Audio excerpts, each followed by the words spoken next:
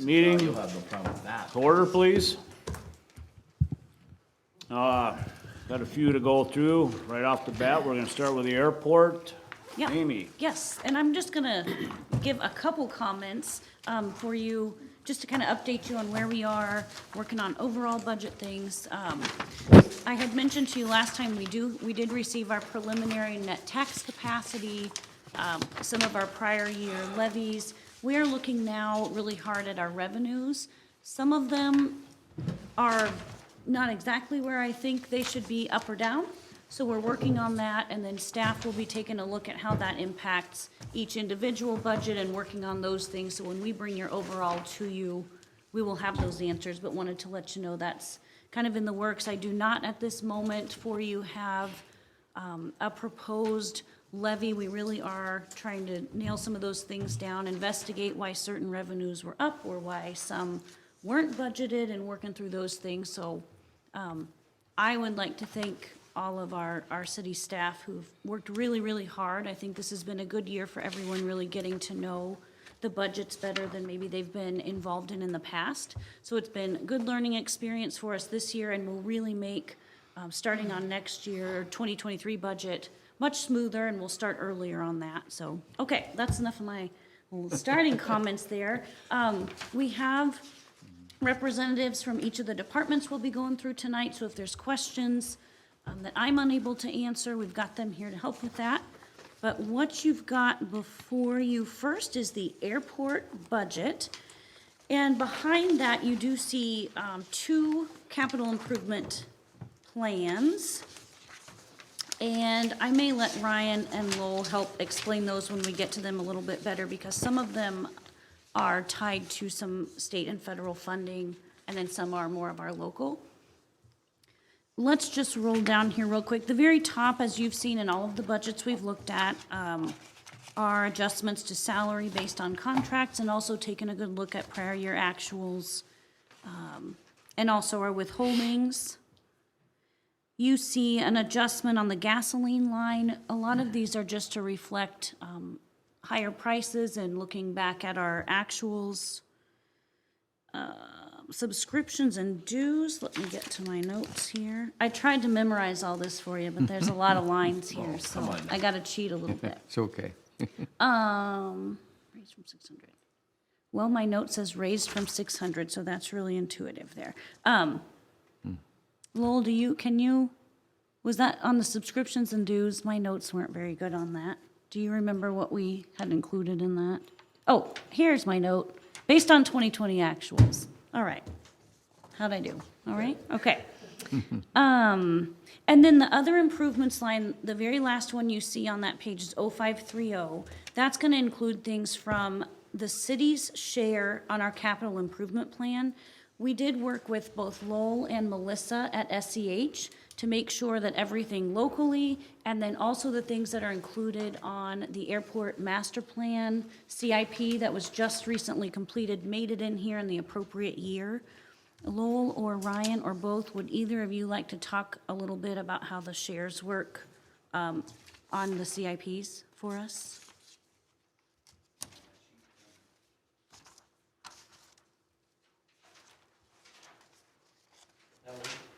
Too many sheets. I don't have my glasses, so I'm not letting them talk. But if you go But, yeah, and just Lowell, if you'd just give us an overview on how the shares work and how Melissa helped us get that. Okay. But you have to, I'm sorry, you do have to go to the podium. I'm sorry. Thank you. Hey, Ryan, I always got a spare pair. Oh, that's good. As you're well aware, the airport gets some state funding and FAA funding. So a lot of the FAA funding is anywhere from 90 to 95% typically. So the remainder would either be state or local share, which is the city share. MnDOT is typically not as good. They're typically in that 70%, but it's all over the place. It depends on certain projects. So when you look at the capital improvement, the one, I don't know if you guys got that one, it's pretty colorful. They got the city. Oh, the city one? Okay. The one Lowell has there is part of the airport master plan, and it's on our website. So It's, the first capital improvement that starts with update airport zoning and ordinance, that's a split. So all of these is the city's local share. The next page is typically the larger, or pardon me, that's just the opposite. The first one's the FAA or MnDOT total project and the whole amount. Because we start in 22 to update the airport zoning, which the total project is $50,000. Yep. So the one reflects the other. I mean, Yeah, it does. Yeah, so the total cost is 50, and then this is, so Ryan, on the one that has a little bit more detail, that just includes all of the city's share for each project?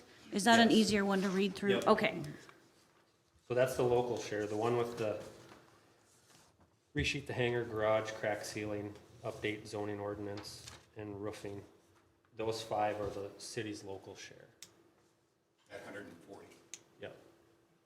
And on the other page, the 35 would be, I believe that one's a MnDOT Yeah, okay. participation for the zoning. and that one is the total of 50,000, and then the city share of that is the 35. That's why we just see just 35, but you see where the total project cost was 50,000. And as a reminder, with the FAA projects, they do have to be in the airport master plan in order to apply for some of that funding. And so you will see some large projects on here. We tried to get them lined up in the outlying years in the same way that the master plan did. The CIP we submit to the FAA, we have to have our local funds available for when that project works also. And then they can also get moved back, however that works in there too, but it's all set up so we know what the local share, the state share is, or the FAA participation is. And SCH has been very helpful with us in identifying that and helping us budget. Extremely helpful, and if anybody wants a copy of this, Amy, I can get it to Amy and she can send it to you, because she goes all the way through 2014 or 2041. Yep. Does anyone have any questions on the airport budget that we didn't cover? On that garage one then, does the state or the federal pay some of that? Not that one, I didn't think so. What year is that? 22. 22. This one with the Garage. garage has been 20,000, yeah. in the capital improvement For years. For and years. It keeps coming out And as it we gotta keeps start getting- cutting. kicked back. Now that garage, that's for the house, right? Low, Yes. yes, okay. But,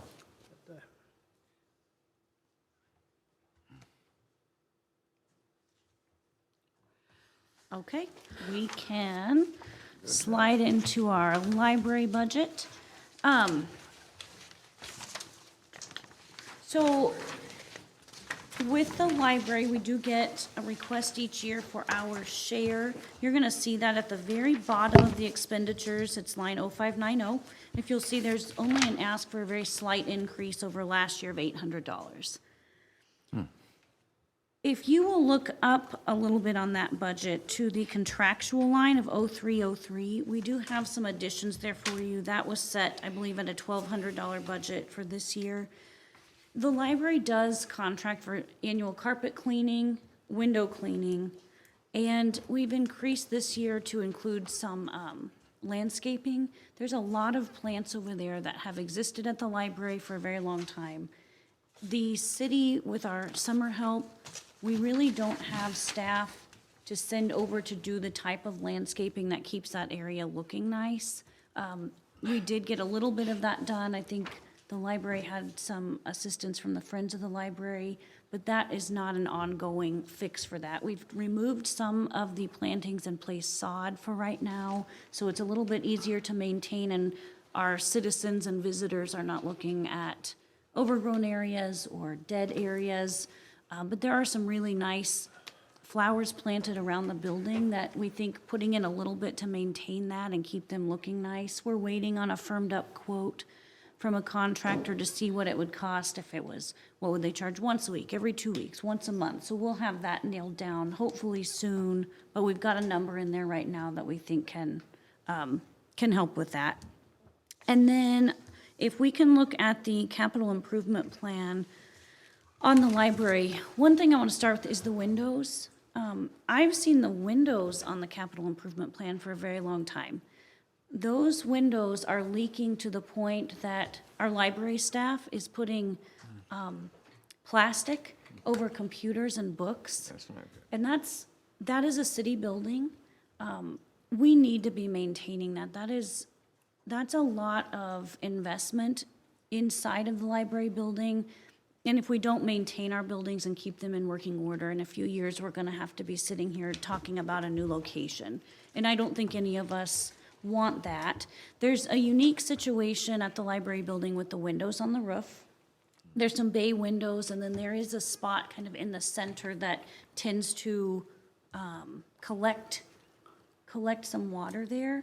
One of the issues is the window repairs. They have had caulking applied so much that it's almost beyond the point where that's helpful. The caulking is broken down, it is leaking. We also need to look at if we can do some kind of a fix to get some of that water off, even if it's temporary, such as downspouts. We are trying to get someone over to help us take a look at that. But we do have water pouring inside of the building. I think that's a priority item that we need to look at. We know what the actual windows are, about 10,000 is the estimate, and right now we're waiting on labor, but we estimated, like I would on a project at my home, they often say labor is about double, and that's kind of how we estimated that. And as soon as we get someone out to look at it, we'll, Do we currently have any issues of mold happening, or? not sure? Okay, none that we are aware of. These skylights, Yep. They're technically not considered skylights, Mayor Stanbrook. Chris, would you, thank you, then everyone can hear at home. I apologize, sorry about that. I've called them skylights in the past, but I've been corrected. Apparently, they're not technically skylights, but they certainly serve the same purpose. To my knowledge, these are original, so they're almost 40 years old in 3 years, less than 3 years, 3 years from this fall, actually. Travis Oliver has been over at least twice in the last few years, handful of years, maybe 4, just to caulk them for us, but it's just putting a Band-Aid on the same problem. The other day, when we had 2 weeks in a row, this Friday to Friday, I believe, if I'm not mistaken, when we got the rain that we got, we literally had rain. It was raining in. It wasn't a drip drip anymore. It wasn't a trickle. It was raining inside the library. And I will remind you that we have brand new carpet in the library, as well as the books, the computers, and everything below them. And we have a major stain that's starting to appear on one of our beams, which it is a concern because this is an all wood, the aesthetic is, it's all wood on the inside, and it's stained wood, and it's starting to show the effects of these leaks, which is gonna be another issue if we don't start to address the problem. I have a bid from, actually, we received, about a year ago, we received one bid from the Crookston Building Center, and then recently we received another one from Northern Lumber, and they were almost identical. They were about $10,000 for the windows alone, not the install, just the windows, to replace both banks. But then we've still got that issue that Amy mentioned of what appears to be a design flaw in the building, because the way that it's designed, the water pools and just, it stays in one spot. With these windows, skylights, is something that would maybe be looked at to just make it a roof? That would take away from the. It may take away from the aesthetics, but it's gonna also, I'm not a big fan of skylights. I've dealt with them before, but. On a slant, but they're like on a normal wall. They're not really, they're not on a slant, they're literally vertical. And a lot of it's to do with the wind and the heavy amounts of rain. I've been there a couple times when she's called and said, it's leaking in. And it's been kind of a problem for quite a few years. It's just getting worse. It's getting progressively worse. We've I been just asked talking me, about talking this. skylight, to me, it's up on the roof, so I mean, It is. to and me, to most- take them out and make it an actual roof with shingles and make it safe for a long time, Yeah. if that's not an option, I guess, I don't know, I'm just asking. In all honesty, Councilman Kressel, I honestly have never been on the roof, but from what I've seen for pictures and what's been described to me, maybe Clayton can tell you a little better than I can, but, I mean, I think that would be a major redo. I asked if it was possible. I believe Ronnie Trudeau was the contractor that came over the last time with Brad Wangan and from Northern Lumber, and I asked him.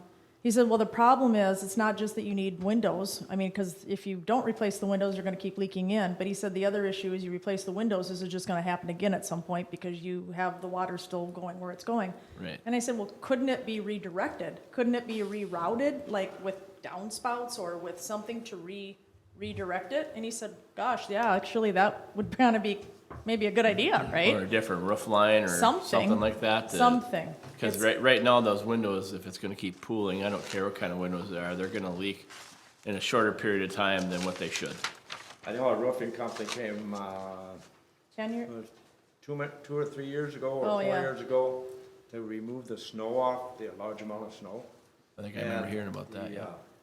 Contractor stated to me, because I stopped by there, and he said that a lot of it's due to improper flange and metal coming out from the windows down to run the water off instead of sitting there, and the flashing.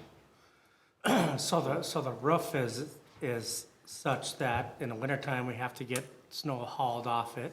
On occasion, yes. And then in the summertime, we have to fight the pools of water. I mean, I'm kind of like with Joel. Me too. I mean, I would why can't we look at another option so we don't have to do, maybe it's too expensive, but I think it's something that we should look at. You know, probably a have, redesign of that roof, I mean, and maybe leave them in there or make a different size of them, I think would be better, because you start talking about this kind of money and maybe 3 years from now, they start to leak again because of the design flaw, like you said, and which you've heard of. I mean, I think it really need to be looked into, how can we fix that problem prior to replacing that window or redesigning somehow so it doesn't pool? whatever we do, we need to do quickly. Yeah. And I think we want to make sure we have the right professionals up there if we're talking Absolutely. about changing a roof line. I think there's some structural things. We can visit about that. We can, and then I'll just remind the council that this isn't a part of this, but part of that roof, Clayton knows about it, and I know one of the city crew came over and actually patched the, what would be the north side of the building. That blew off a whole section of shingles, 4 years ago now, July, maybe 3 to 4 years ago. And we were down to bare plywood and had somebody come up and patch it with some plastic until we could actually get somebody up. And then we couldn't get a contractor that wanted to do it because it was too small of a job. And in essence, what ended up happening, and I know that Greg Hefta came over and looked at it as well, he did the best job that he could, Dave did, to patch it, but he knew when he left it that it wasn't right, that it was gonna have to be addressed as well, because, and I can't even remember why, but it had to do with the way it was done when it was done originally, and so we've got it patched for now, but I think at some point, maybe shingles and redoing all of that is down the road in the We budget have too. that. We started, if you'll, on your capital improvement, at least reserving for that each year. Chris and I have been talking about these issues since I came. And she had been talking about them for a long time before. I could put everything in front of you with everything we need to do, and you're not gonna like to see that levy. So we have to be selective about what we can do in any one given We don't budget wanna put year. in like 10, 25,000 into windows if in a couple of years we need to replace the roof and whatever they come up with, those don't work. You know what I'm saying? So I mean, even if they say, okay, these will work, but we can do this later, I think it's something that needs to be looked at. Yeah, to- we to will. Fix that problem, because to me, it's, even the mean- windows is a Band-Aid, that's my opinion, but. Right. I would say the roof replacement is actually not restructuring the roof. It's really replacing shingles and those types of things as it is laid out here in your budget. Tonight is the first that I've been involved in a discussion or a request for a structural redesign of the roof. I'm not sure what all that will entail, so we're gonna have to, we will talk about that I think outside Amy, of this meeting. Amy is, just thinking the shape of it right now. I just wonder if they extended the eave out farther over the windows, Yeah. add on, to that, extend the eave by a foot, foot and a half, bring it out, the water out farther away from the windows. Something's I gotta be think done, I anything- think, but Yeah. that's Oh, my yeah, we opinion. don't want, it's got new carpet and new. New everything inside there, it's a Interior. beautiful place, I can't see putting this kind of money into windows that it's still gonna be the same problem in the end. However, unless we move very, very quickly on whatever redesign or redo or anything anybody's thinking of, I just don't think that we're to the point now where even Travis said the Band-Aid of putting caulking up there is just not gonna cut it No, anymore. and I got that, but I mean, if there's a quick fix for now, but something Other that than won't that. hurt this expensive window replacement later on, if they have a different plan that they could do within the next year or two. I would also just add and just remind the council that this has been brought up before, but water seems to be our underlying issue, and it was because of where that building was placed, and it was because of settling, and it's because of the design. I think it's a combination of factors. I think Clayton could tell you that. And I know the library board has discussed numerous times the issue, and Brandon brought it up to me again tonight, just addressing the water pooling issue outside. So when we do address the windows, when we do address the roof, the shingles, whatever, I would also just add that we should maybe just look at downspouts, because they were never properly put on the building to begin with. And if we even added some basic gutters and downspouts, I think we could alleviate some of our water issues as well, right, Clayton? Yep. Make a list of what you need, so. We have one. you could Yeah, set we up. And are there- working on that. There is some dollars that are in architecture. reserve now for building improvements at the library, and some of those things like the downspouts and looking at if we are able to get that water off the roof is what we're looking at now, if we can. It is difficult sometimes to get a contractor out. Sure. We are now, and have been asking for a very long time for quotes. So it's hard for us to recommend something to you without something solid behind it. And as a reminder, preliminary budget will have to be approved on the 27th, and that is of September, pretty tight timeline, maybe to get, So these windows, is this something that can be done yet this year? I 'Cause you think, can't get somebody out there? I mean, if we're talking next year, now we might just as well look at a better fix for why the windows are failing. But if there's something that I got the water's coming in right now and everything, we but, could take care of the windows this year if we could get the information that we need to do it, and have talked about that as being a priority. and somewhat of I'm gonna call it a Band-Aid, cause to me it's a Band-Aid fix of that water pooling and. I don't think that's entirely accurate. It's not that it is only leaking because of where it's pooling. Part of it is actually the age of the windows. No, I've got that, but I mean, anytime water's gonna pool, it's gonna age the Right. window faster. That's true. It's just the way it And- is. I mean, Clayton knows that as well as I do. So for today, I can't provide you any more information than we have, but we will check on that and see if we can get someone up there. Well, Maybe like rather than- Chris says, to find a contractor to do it, in most Yeah. cases, Well, most this of the time of year contractors is around very here tough. are bigger contractors, or they got more than enough to do. They consider that a small project. Yeah.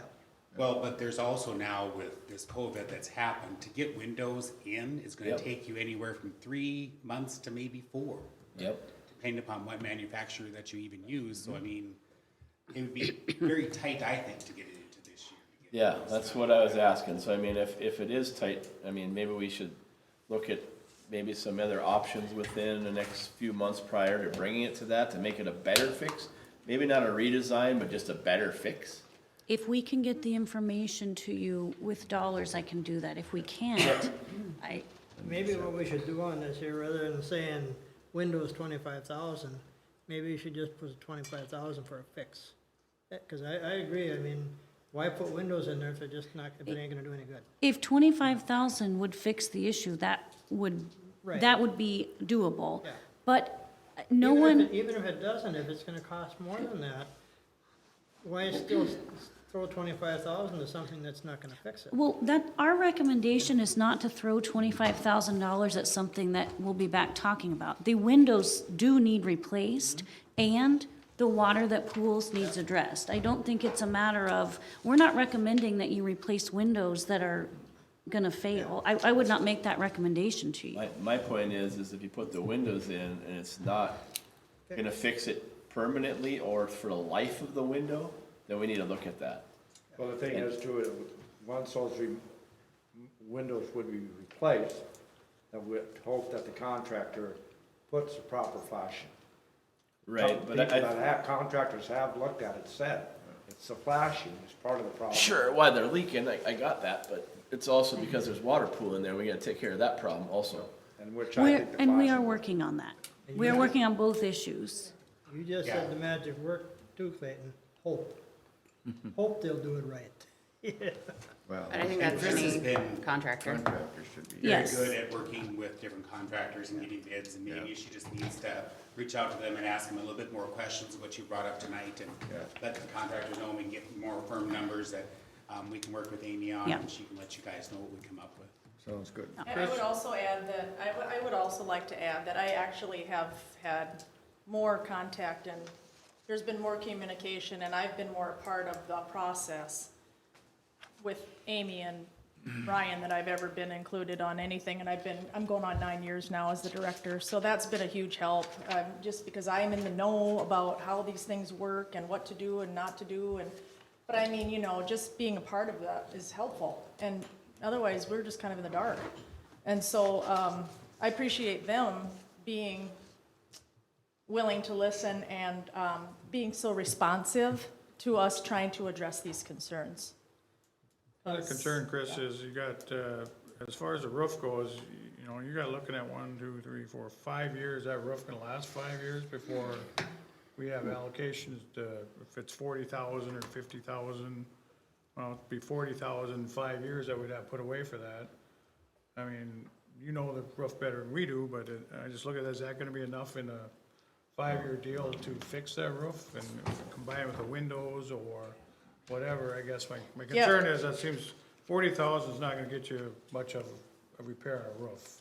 Especially being, I think it's Cedar Shakes that's up there, isn't it? Or- Well, it's asphalt. no, Asphalt? what's that? Yeah, it's asphalt. And But, Skinner's been up there before a couple times, and supposedly they put a new roof up there. Clayton, you know this better than I would. I've only been the director for 9 years, but I think they were up there putting a new roof up there. As far as the asphalt shingle, that's been a couple times in the last 10 to years. 20 years, because when we had the leaking before, I brought it, and then they said, well, they talked to the insurance company, the city, and Shannon said that they said, no, they weren't gonna cover this whole shingle thing because it had just been replaced 10 or 15 years ago. If that's the case, then, but we don't have water coming in everywhere. We've got water coming in, at least that we know of, in the center of the library, over that carpet, over those computers, and over those book displays. So it'd be the same area that of the windows.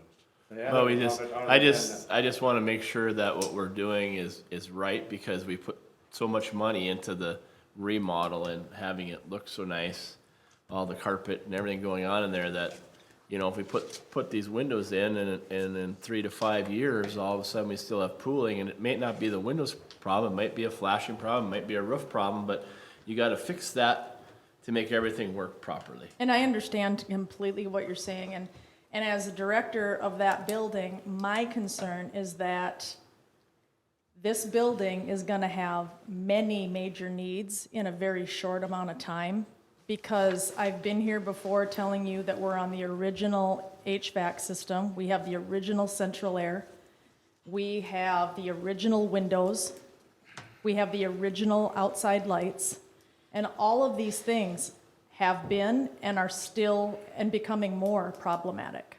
And I hate to be a broken record, but this is not the first conversation about these things. It's my first time, but I hear from you the importance in this, but we need to see that then reflected and supported when we come down to levy. This is a levied fund, and it's easy one budget at a time to make everything a priority, but there's gonna be a time in the next few weeks, you're gonna be asked to make some tough decisions, and I will be reminding you of what we brought back as priorities. I agree, buildings pouring water in should not be deferred. I don't think we should be talking about it this year. I think we already should have had it addressed, but it wasn't.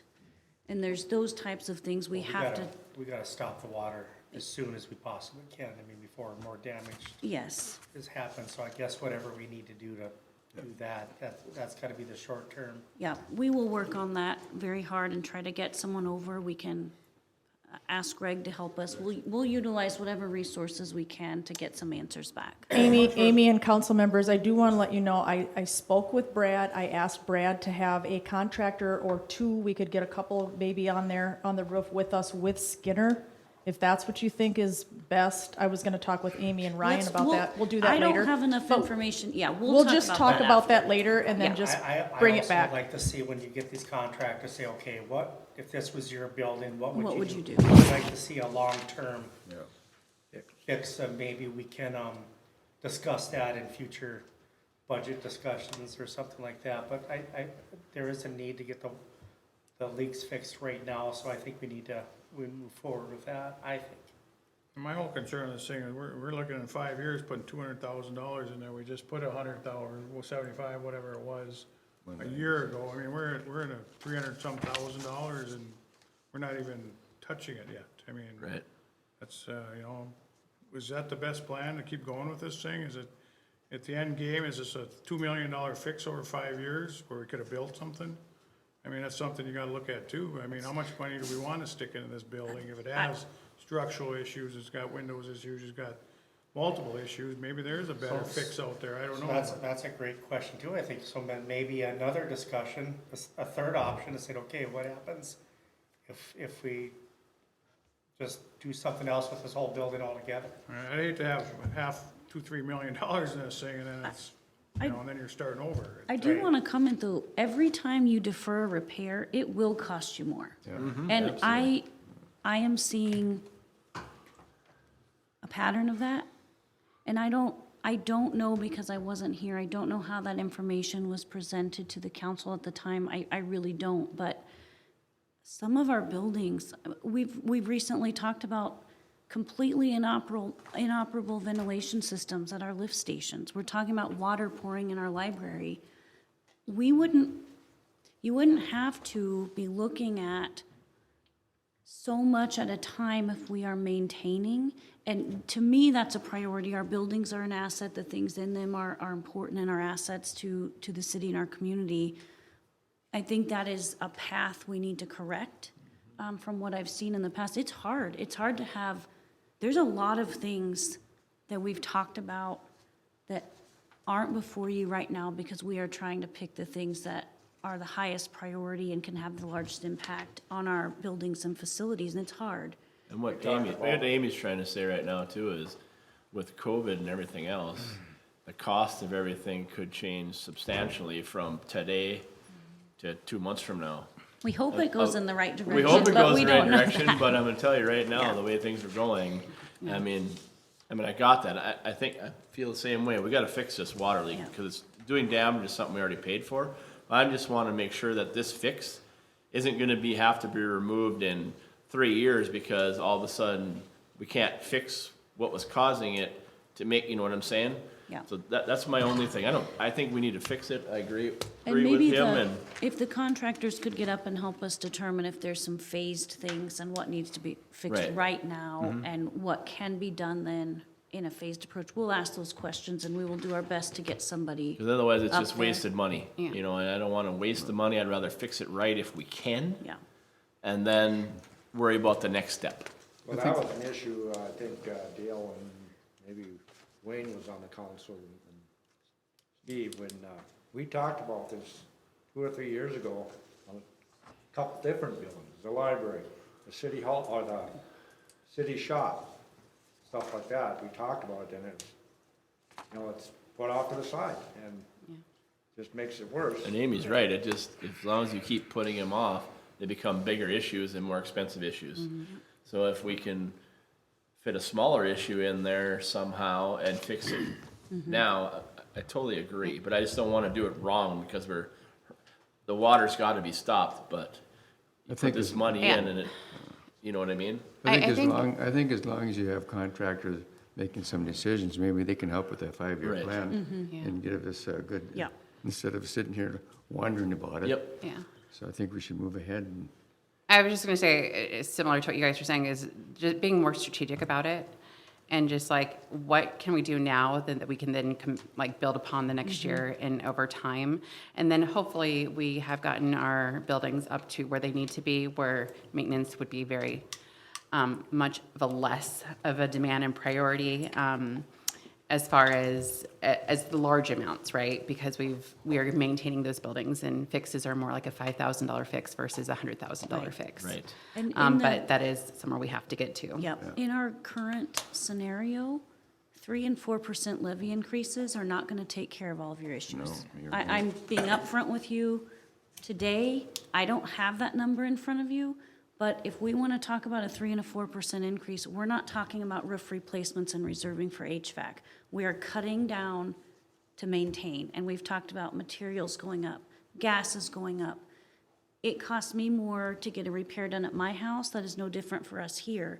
And cutting down to, there is a point that, and I will be honest with you, if we get to a point, I'm gonna tell you what that means, what won't be in there. If we get down to a certain level, some of these things aren't possible. And I just want you to keep that in mind as we work through, and we will do our very best to have that in front of you, and I will explain, and I'll be ready to answer any questions for you. But if we cut, I want you to understand what those things are also. Yeah, that's, when we get to the end of all this, we have to, as a council, decide. I mean, we just got through the IT budget, and there's a lot of stuff we want to do there. And now we're getting to the library budget, and I'm sure there's going to be a bunch of other stuff in future budgets, so we're going to have to take a look and see. And before we even get, I know already myself as the administrator, we're showing you things, and I asked the department heads to show me what they believe they need, what can help us do better. I already know, and I haven't even shared this with them yet, there are some things that aren't gonna make it in when I bring to you what our proposal is. I know that because I know I have a target of where I wanna be before I present to you. And then as we talk about cuts, I wanna be able to come back to you and explain what things we think we could push responsibly or defer, and what things we think need to stay in. So we'll try to really be clear and transparent about what those things are and what impact that has. Amy, from what I've observed in the past to how, and whatever our levy ends up being, I think there's two big things. I think one is that I don't know if the council in the past were really privy to what those actual dollar amounts were. I mean, I feel that you guys have been a lot more like line by line now than we've ever probably seen in the past.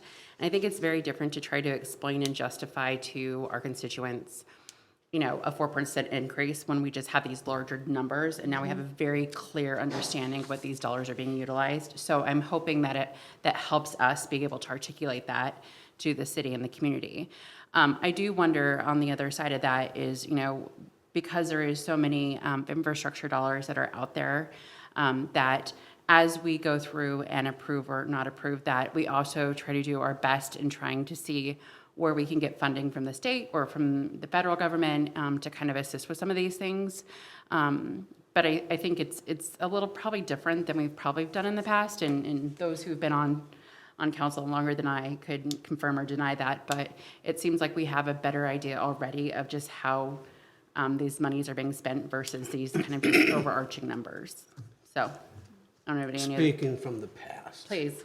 No, we've gone through this every year. We've gone through it line by line. We've gone through it by what it is. The bottom line is what you can stomach as far as giving an increase in your taxes, because you will find out a percentage on the taxes doesn't amount to a hill of beans You know, you go up 4% and it's $60,000. How far does that go on, you get your windows and your HVAC? So before you get too worked up on this stuff, just go through, see what the wants are, see where you're at, and then tell us what that number's gonna be if you kept everything. And then we go back through and kind of cipher out of who's gonna take what. At times, they would go, everybody go in and take 10% off of your budget. I don't care if it was Park and Rec or 10% off the library, whatever. That, I don't think we're, I would not be in favor of that today or at the end. I think that is my job to work with staff to come back to you and say, we can live without such and such, but if we don't get this server replaced, we're not broadcasting meetings and our police department's not operating. I feel like, I hope that you will entrust in us that, one, we're not presenting you a frivolous budget, we're presenting you one with everything in it that we know is not gonna make it to the end. I would encourage you to allow me to work with staff then to go back and let us know where you want us to be, and then let us get there and come back and report to you how we felt best to get there. but remember, everybody went through these, over the years, they've gone through all of these and trying to figure out what you could live without. And I think the biggest problem that we did probably before was, like you say, delaying too many things. But we were listening to the public who wanted to keep the, you know, keep that percentage down and keep the taxes down, which is all right to do. But at some point, it's gonna catch up to you and you're gonna pay, and I think we're looking at it now. It's same as back when remember we didn't have any, of the, LGA? Yep. And tell me that doesn't give you a burn when they're dropping $150,000 off your LGA. That's when everything started kind of getting a little funky, because you're used to budgeting here, you got here, and then the next year it started a little rise. It took you 5 years before you got back to where you were 10 years ago. That's the monster in the room is the LGA, because Right. when it does drop, I mean, you got, all of a sudden, you got 100,000, 80,000, 70,000, whatever it ends up dropping to start out to break even. And, you know, I just look at it, nobody wants, I agree with what you said, though, your 2%, 3% levies are probably gone. But at the end of the day, we can't have a 25% levy either. Absolutely. I mean, so it's one of those things, we need lots of things, you know, whether we, you know, figure, like you said, government funding, somewhere bond, whatever, to do some of these major projects and put them all in a lump sum to bond for whatever down the road for long-term projects, but, you know, I mean, the parents and the people we represent too are not gonna be happy with a 10% levy either.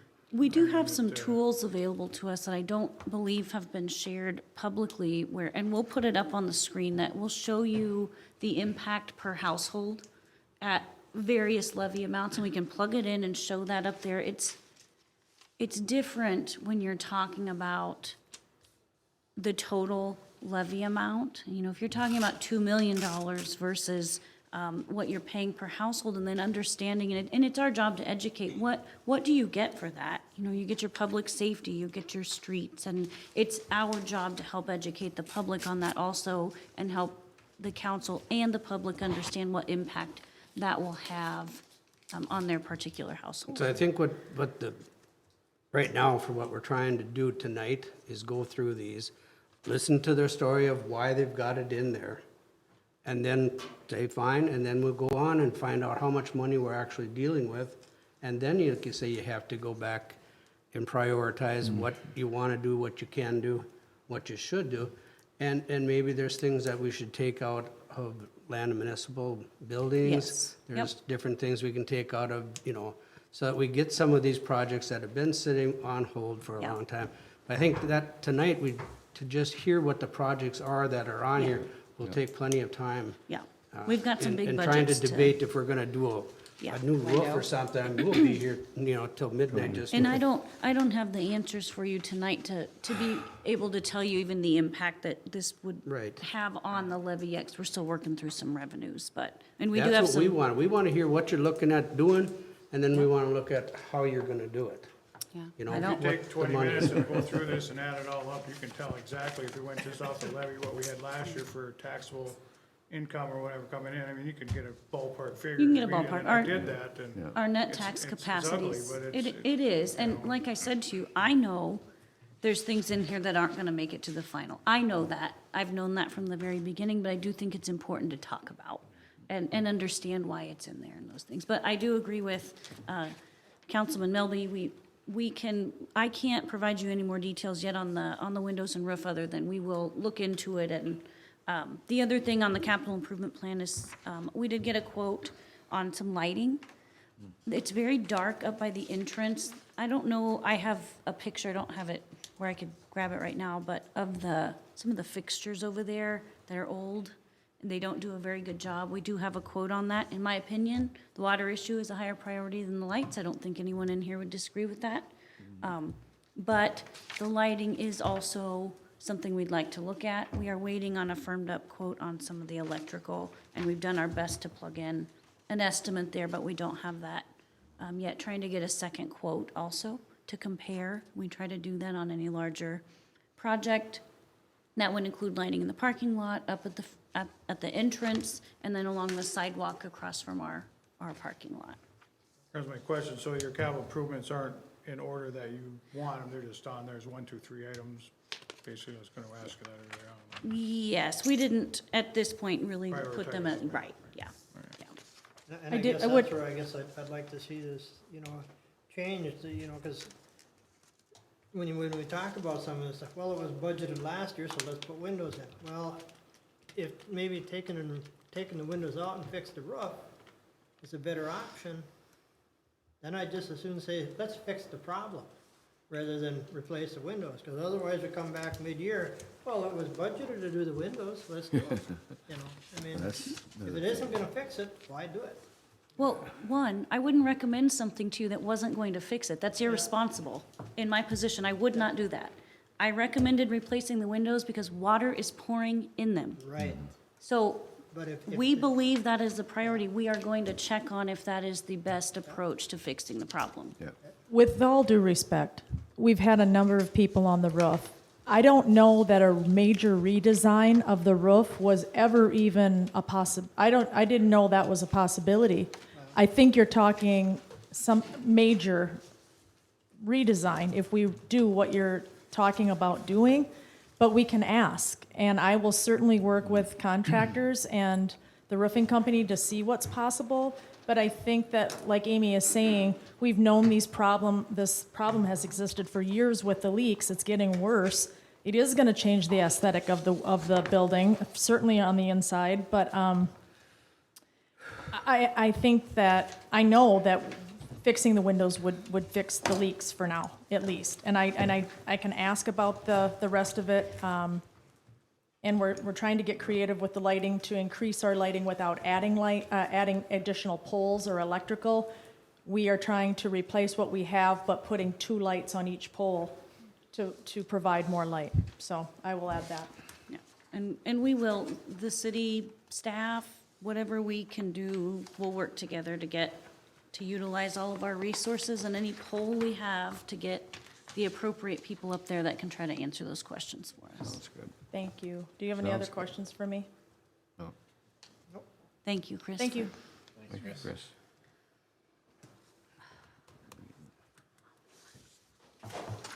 Okay. Next up is Parks and Recreation. This is a big one Yeah. to get through. I'm gonna try to highlight for you the salaries. What you're going to see is the same thing we've seen in all of the budgets, adjusting them to our contracted amounts, and then you will see there are some adjusted amounts. Some of the budgets are split. Parks and Rec is one, Public Works is one, where the salaries are split amongst different activities in that fund. So realigning some of the deductions and those things. This first page. Let me get to my notes here. Amy, a question on 0312, or, excuse me, 0315, credit card processing, We take credit card, people are allowed to pay credit cards for some of our various activities. That is the fee that the city then pays the credit card company. It is based on usually volume. And that's how, larger volume, you get a better rate, those types of things. But there's a company that we use that it basically lets you swipe the card and it does all the processing to get that payment through the person's bank and then get us the money back. And that's the fee that we pay. Okay, thank you.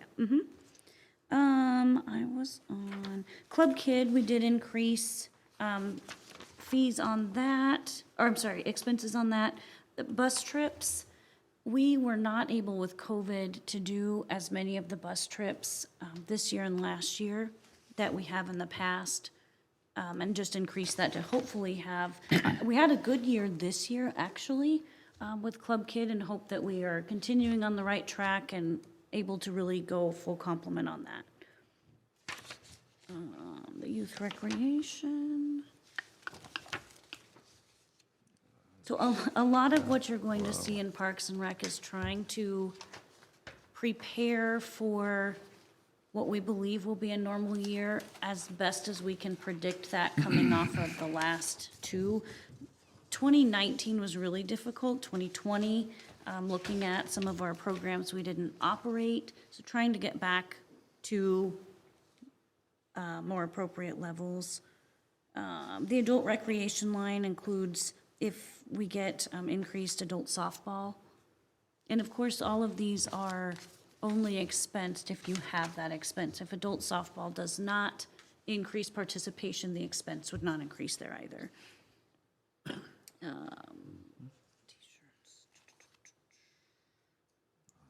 498. Okay. The next page you should see is the swimming pool. Yep. Okay. Gotta get to my back page here. The communications lines, most of those were just adjusted to actually reflect our current year projections. Looks like they had that particular line item in many budgets just hadn't been looked at for a little while. Utilities, 0380, had a mild winter, not knowing exactly what to expect, trying to prepare for maybe a more normal winter. Chemicals in 0382, those prices are increasing, likely due to transportation, like we're seeing many of that, the fuel prices are being passed along. 0433 in subscriptions and dues is increased to allow Braden to get licensed over at the pool. And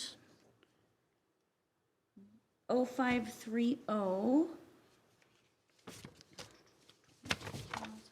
has pool improvements, and I believe in each budget year since we've had the pool, they've tried to include some dollars for pool improvements. We've had some unexpected repairs come up at the pool.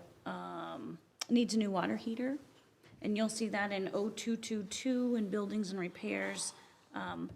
Most of our budgets have about $10,000 in our facilities for building and repairs. We do know that a water heater's $13,000.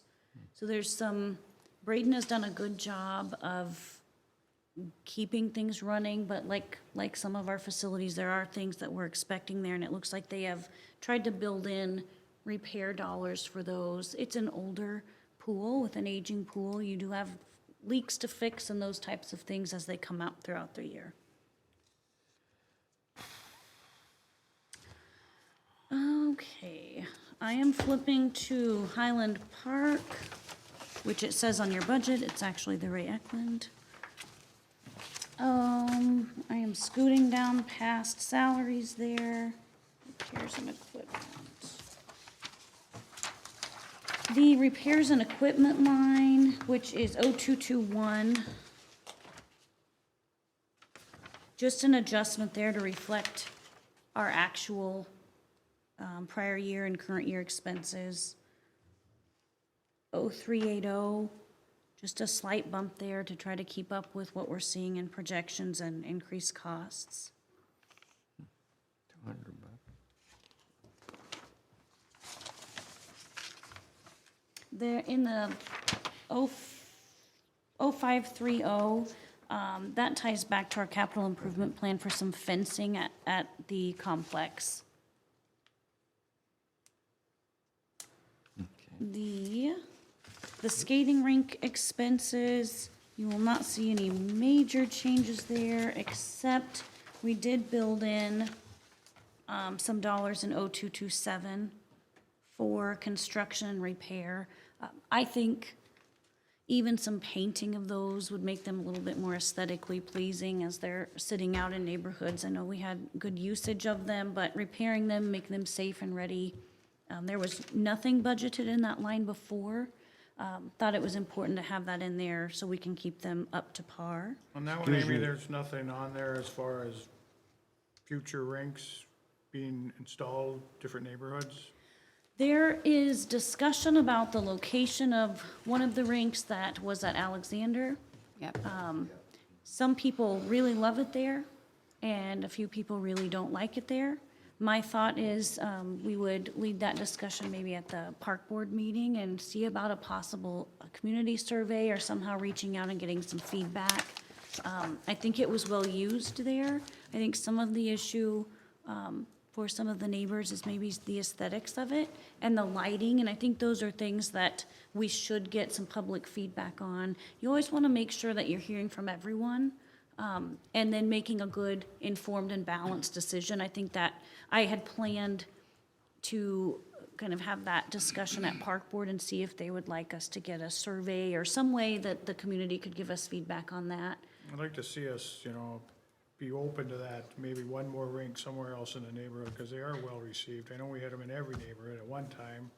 But at the end of the day, if they're getting used and whatever, we should be promoting as a city to, have them painted up, nice boards, have good lighting, have the facilities, but if they're not being used, it's a different story. But I think I heard a lot of chatter out there that people are gonna be coming, looking for other rinks this winter, so I just wanna throw that out there that. And I know that one there on Alexander gets used a lot. Yeah, I was gonna make the same comment, it was used a lot. And I think it's fair to get feedback, and if there are concerns with the neighbors, to make sure we're doing our very best to address those. I live right down the street from that one, and, Is there a timer on the lights for that, or is it just shut them off? Is there? Okay. Scott, do you know, and I'm totally throwing this at you, but do you know what it would cost to build another rink? Do we have? No? Honestly, I Okay, don't that's know. okay. I haven't looked into it, but there is a timer on the lights. There's,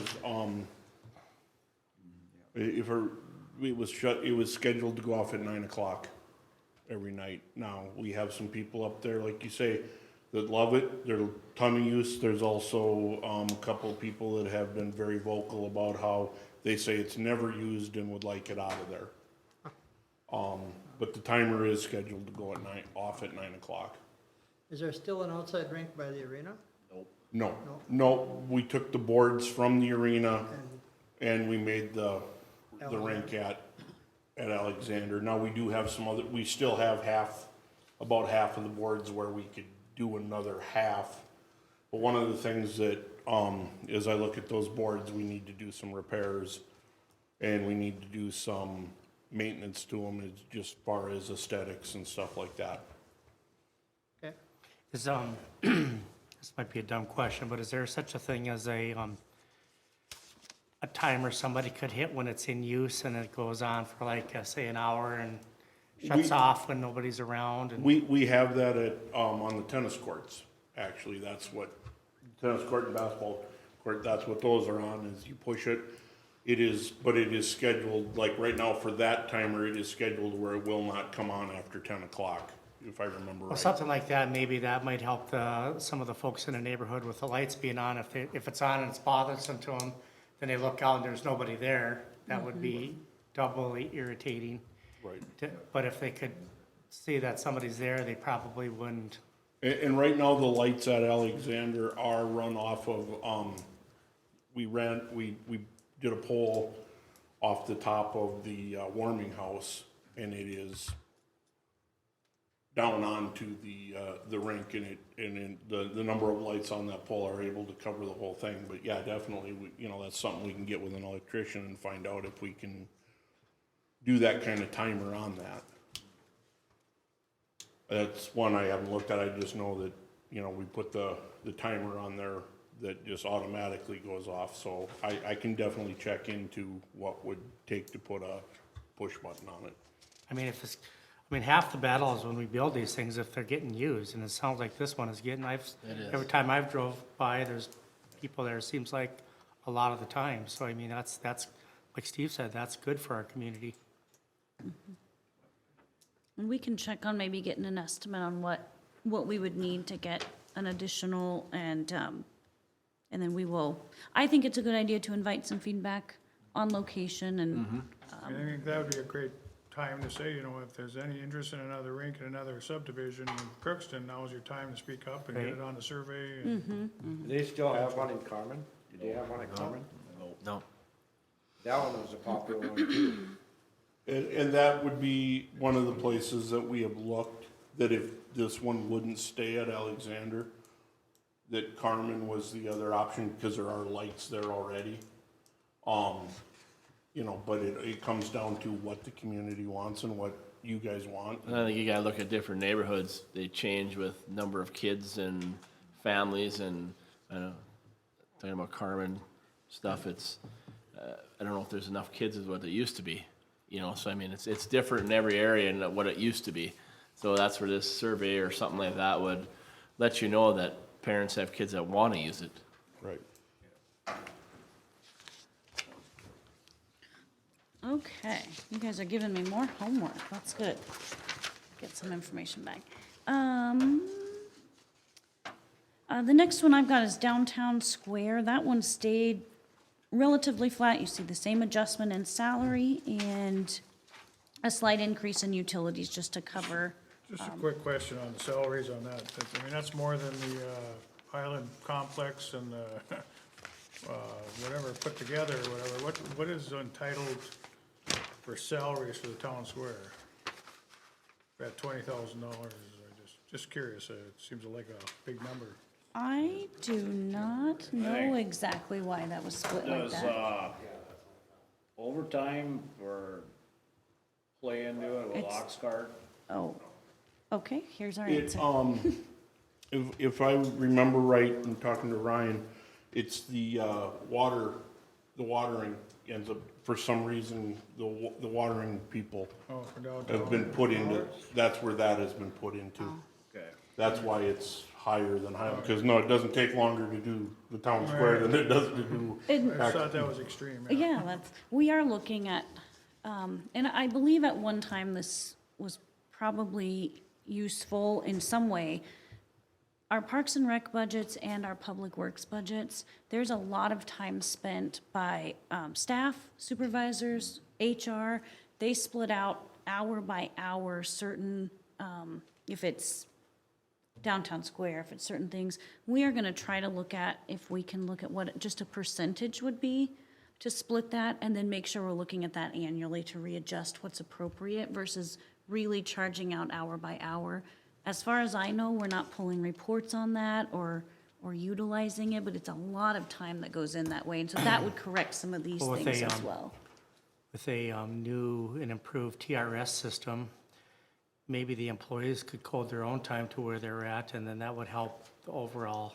They could. Some of it is really hour by hour, and on certain things like equipment, that's helpful for us to keep track of hours, but if it's watering, there's some things I think we're putting too much time in, and some things that we do need to track our hours on our equipment and those things. We're gonna try to take a hard look at that. There was a lot to get through, this budget being my first time through and Ryan's, that some of those were kind of saving for our next, to try to clean up a little bit more. Let's see, I gotta read my, next one is arena expense that I have. I think that's what it says, yeah, arena expense. Okay, Para, that's all salary up there. Hockey tournament expense, 336.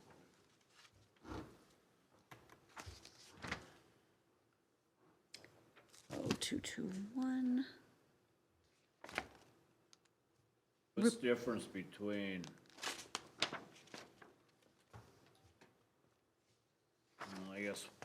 I guess I'd like a little repairs for equipment is 25 grand, and then we have, building repair and maintenance at 30 grand. I do have a note on that. So the 0221, the repairs equipment is for compressors, the mechanical room, Zamboni. Okay, And then what was the other line? the Mayor? next one, the building repair Oh, and so maintenance. that would truly be your actual structure of the arena. Gotcha. Whatever that may come up to be. So one of them's more your mechanical, your equipment, and then, building on the other. Okay. What are the improvements they're gonna do that they raised up 30,000? 0530. You've got on your CIP, number 4 and 5, arena update the controls in the climate control room. The other is reserve for the electric Zamboni batteries. I think that's been in, Scott, you can correct me if I'm wrong, but I think that has been in, that budget so that the money's there when those need to be replaced.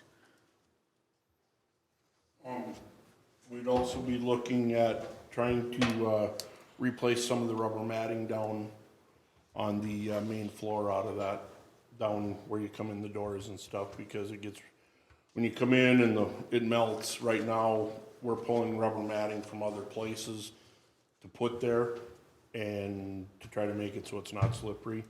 But the majority of that would be the, controls that, control updates that need to be done and stuff like that. I think that, what I had here was 26,000 for the Yep.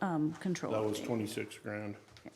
We get any cost savings for all the work we've done out there, putting LED lighting and all this? I see we're going 5,000 more like for utilities, but geez, we stuck a lot of money in revamping everything to try to save money down the road.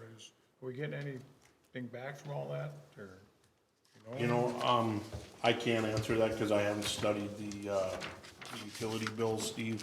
But what I can tell you is, we have gotten a lot, and I know this doesn't pay the bills, but we've gotten a lot of compliments on the fact that people think it's brighter, they can see better in there. From an aesthetic standpoint, I guess if you've got a building like that, you know, you want the people coming in there, looking around, going, That's what I thought we had, and I mean, we've done multiple lighting projects in there over the years. Right. And, you know, And, I updating mean, stuff and, and I wish I could give you a better answer than that. I apologize. No, like I said, nobody probably knows that, I don't know, but it's one of those things that over the years, when you spend, you know, update all this, because the lights weren't that old the first time we. I put do know LEDs. this, we've changed a lot, we haven't changed any light bulbs since we've, changed over, which before, that was a, Weekly thing. yeah. And to get the, lift out in the middle of the ice and change bulbs was always a real treat. I know, when they did the energy audit, that they were saying with the buildings that we changed over, we were gonna be saving about 28,000 a year. So I don't know if that's, I'll have to dig in. I will say, while we're talking about making up differences and things, and this would be true, I think, for many of our departments and areas, but when we flip over to the calendar year 2022, in preparation for your 2023 budget, we need to take a hard look at some of our fees.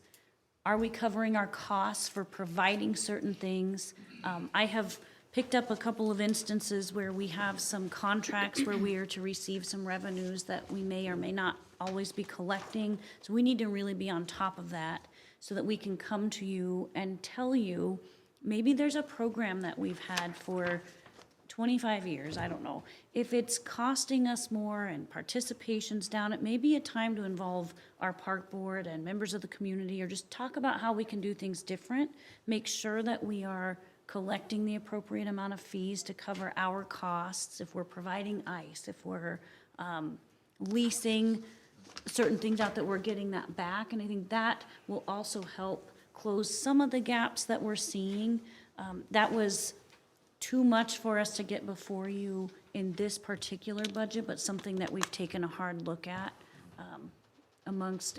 I mean, I agree with what you're saying. Clayton talked about the credit card fees, and hopefully we're, like, a lot of businesses charge A you convenience fee, or, yeah. because we're being they're being charged a credit card fee to cover their expenses. So as a city, I would like, hopefully, we're maybe looking at some of that. I know I pay my my water bill online through the Gov, and they charge me a fee. Yeah. I don't know if that comes back to the city or not, but, I'll have to check on that.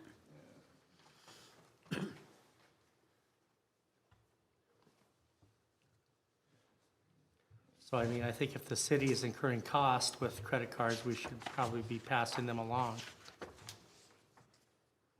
Yeah, you go to a lot of places now, a lot of businesses, this is right there, if you use your credit card, you're gonna be charged a certain percentage It used to annoy me because I think sometimes it's the cost of doing business that should be built into their products, but seems to be happening more and more. And Probably easier that's for one them al- to sell the product if Right. you're not adding an extra price to it, and you add to the credit that card. is one alternative, is to build that in as a consideration when we're looking at fees or passing on a convenience fee for those users. There's certainly many options to look at and models to look at for that. What's the, other improvements, 530, from 10 That, grand to 40 grand? that is,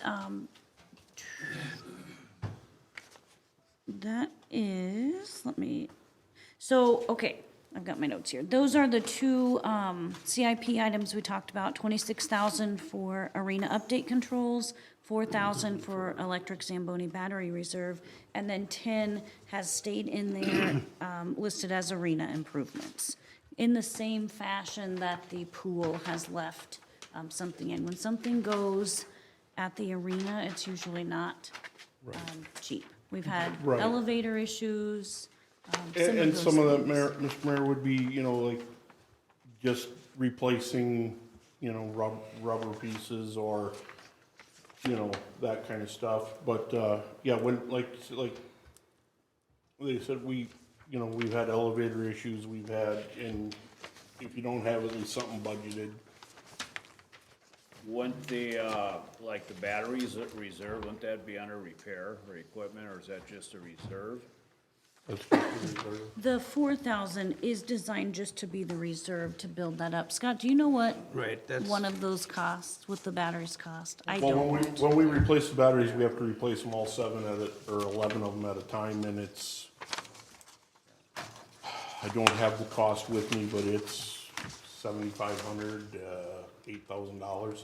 Remember when we started that reserve, it was set up for the batteries were supposed to last this long, and Right. the 4,000 would get you that point. And I have a master list of when all that, written down of when we thought all that would, and I apologize, I didn't bring it with me, but, yeah, so, but we had done that, we did that so that when it hit, we had the money, boom, we could buy the batteries, and then we were starting to collect for the next cycle on the There's batteries. a significant amount of money to buy. Yeah.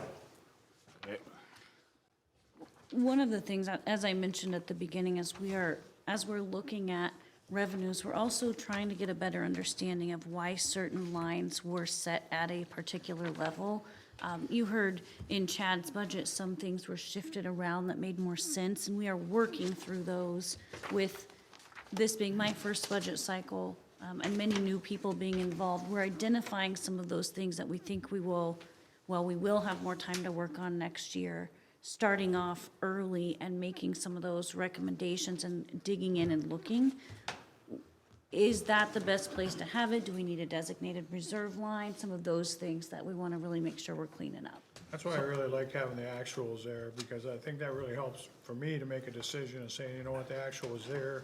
This is the current budget, this was actual, now we have our next budget. So I mean, to me, that just makes sense that, okay, we had a heck of a reserve, why did we have that there on the Right. actual? I mean, Yep. I am still waiting on our final 2020 journal entries to be done. I actually looked at that similarly today. Councilman Erickson, is where did our budgets land? What I'm uncomfortable doing in this particular budget is doing anything too drastic and completely cutting something. I don't want to find out halfway through the year that maybe it was an off year, but we are studying that, and each department head has dug into individual line items. We've had Kathy in our accounting helping us pull up prior invoices and who we're paying and how often, so that we have a good understanding. I think we will find some of that where there may be things in lines that we can slim back, and it's covered in another. I just don't want to do that without a really deep understanding of what that is yet. I just take, for instance, the batteries, you know, we really didn't know what they're gonna be in 5 years or whatever, so is 4,000 gonna be enough, or is it gonna be overkill? Right. Or that we did buy a set of batteries, and they're, say they're $30,000, we had 40 in there. No, maybe they're gonna go up 10% or something over time, but that's the like, part that I like about having the actuals there to kind of see with Yeah, I mean, comparisons that's, to that. to be honest, since I got on the council and doing budgets in my own business, it's kind of hard sitting here and it's like, shake your head, okay, and you really don't know what the actual income is going to be for each line item, or what it has been at least. Right. That to understand, you know, Yeah. how to proceed, and so, One of our, well, a couple things. One, your arena and your municipal pool are never, ever going to make you tons of money because they are so expensive to operate. And that's just, we gotta be real about it. Only one arena in the world, or in the state of Minnesota that makes money, you know. However, there are some budgets that are not designed the way I would do them. They have carried, in some cases, a reliance upon reserves that I would like to start strategically getting away from. I don't know if that can be done in one budget cycle, but those are the things we're gonna address and try to come back with a better plan for. You know, I think that's particularly with these batteries, that they were budgeted for this way and it's put aside. And I believe there should be a line item that it shows reserve in there for it, so that you know you haven't spent your entire budget, but it's not a surplus, that that money that you got over here, it's earmarked. And I do believe that helps when it comes down to saying what your reserves really are when you're reporting to the state, if you have them in reserved accounts. That it's not, you can only have so much of a reserve. Well, if it's earmarked, they don't consider that, if I Right. Yeah, understand and it right. we- Scott, how much, you have 2 Zambonis, correct? Yes, sir. How often do you have to change the batteries on these? We've had these 2 Zambonis now, what is this, 4 years? And we haven't yet. That's getting probably But close. we're pushing on, if I remember right, it's at the 5 or the 6 year mark, you have to replace them. And having 2 of them, Right. now you're talking double the cost. Right. In a perfect world, we'd have bought one year and one the other year, and yeah, but we got the Mighty Ducks, grant and everything, so we got one basically for. Buy one, get one free. Yeah, it was buy one, get one free for us, so you got the 2. But if you also look at the fact that now we're not buying propane for them or, that kind of stuff, we're not dealing with the emissions and that kind of stuff. Having the battery operated ones has really turned out to be a really, really good thing. It's like anything, batteries don't last, they only last so long. So are those batteries, when they're not in use, on a trickle charger or anything Yes. like that? Okay. Yes. So they're constantly being charged? Yeah, once we pull it in, we plug it in immediately. Okay. At least we're supposed to. Which most certainly means that we are, Yes. right? Okay. I was just clarifying. No, the guys are pretty good. The guys are really good about that. Because the last thing you want to do is get caught out in the middle, in between second and third period, and the Zamboni dies and you tow it off. That would be embarrassing for all of us. We don't want that to happen. It has happened. But with gas. Okay, I kind of lost where we were there, but Senior Citizen Program. questions on Arena? We do hope also, and we've talked about this at this group and at Park Board, though, that we want to be increasing awareness and usage of our facilities, and that most certainly includes our sports center. There's some unique ideas with wrestling mats that can be placed over the ice in a large enough venue there than to host tournaments. I've had very preliminary discussions with the superintendent about that. So there's really some things we can do to start increasing our usage, which will also help, as we talked about, covering some of those costs and bringing in different revenue streams. So one of the hopes was hoping with the new person coming in is, I mean, that's one of the biggest things I hear about in the community is getting more use out of our community center. So even though, like Steve said, there's not a hockey arena in the state that makes money, but I mean, I still think we should strive Yes. to figure out how to. Cut expenses. Absolutely. I mean, Close not- the gap. Not cut expenses, I'm talking about generating revenue. Yes. Bigger events or more events. So I mean, Not just talking, whatever, but during the summer, you know, there should be, I've heard a lot of people bring up to me back when the winter shows had the rodeo in town and how much money that brought in a 3-day stint. That'd be something that could be held up there. Yes, it'd be a lot of work and a lot of expense, but when you figure out what you bring in, it filled up the hotels, it filled up the restaurants, the bars, everywhere, and it was a good thing. And I that's think, the same thing with smaller concerts, you know, you talk Yeah. to some of the people that have been there and used it, have said the sound in there is perfect, you know, as far as bands and right. different And things that. I believe I'm correct in that the city would not be the ones hosting the event. So certainly would need partnerships but we need to encourage that and trying really hard at staff level to change our culture from a culture of no. I think people in the public over the past have been conditioned to stop asking for things or to assume it's not a discussion that would be entertained. And so we are trying to change that and we'll keep trying to do that. Even right down to our softball fields. We got one of the nicest softball complexes in the country. We still have grass infields on a lot of them. Get that used more often. Yeah. For whatever it may be, tournaments, get some tournaments in the books. It takes a year before to get into the softball tournament book. I played a lot of softball in my career and stuff like that. To give you an example, we were given a state tournament 2 years in a row now. And the only teams that signed up to come for the adult men's softball were 3 from Crookston. So do you know why that would be, Scott? Is it just because we're not putting on a big enough hosting as a community as far as play, when our park gets? It's, I think it's a variable of things. One, Slopage softball is really in the last 10 years taken a dive.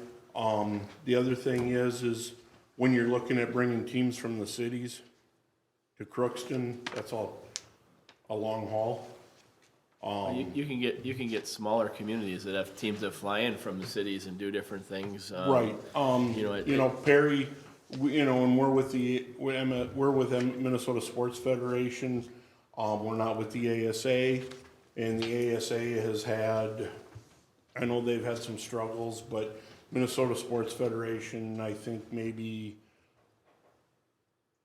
hurting coming, and because a lot of teams have bailed and went to the ASA. That's So something it's we maybe need to look at. Well, I think that would be a conversation, once we get our park and rec director on board and have that, discussion as far I as. just know looking at Thief River, and we go there quite a bit for my younger kids, and I know a lot of people there, and they don't seem to be having any problems. They're pretty full. Right, their baseball tournament is always full. And their softball's full, and they're every And night's are full. you talking they're adult or they're younger? Well, their adult's pretty full yet too, from what I've understood. It's not really in a decline, but yes, they're drawing from a few bigger companies there to have younger people. And I've got all that, but I would like to see our stuff, no matter if it's the arena or our complex out there, used more. And I'm just bringing up ideas, so that's all it is. Thank you, Scott. Okay, don't go too far. The next page, I have a senior citizen program expense. In the contractual line, you will see that is flat. That is $78,000 annually that is sent over to support the Golden Link. I think it's sent to CASA. There's been an additional request this year from that group for a $40,000 walk-in freezer. In their request letter, they did mention that some fundraising had already been accomplished. It's my understanding that they have raised about $10,000 of a $38,000 freezer. I put in here for you to consider a 50-50 match, and that is similar to what I presented on many of the items that the DCDP put in. That is something that will just need to be decided upon. If cuts need to be made, that may be a discussion item we need to talk about. I was not comfortable putting the whole amount in there. That is a large increase to this particular budget, and it is hitting a levying fund. So I think that's important, and tried to be consistent in the way that I brought forth the DCDP recommendations also. I've seen a lot of change just in hearing from different people about, they're having their breakfast and their dinner nowadays, and stuff like that. And I've heard quite a few people say it's pretty nice to go down and have a meal, and so.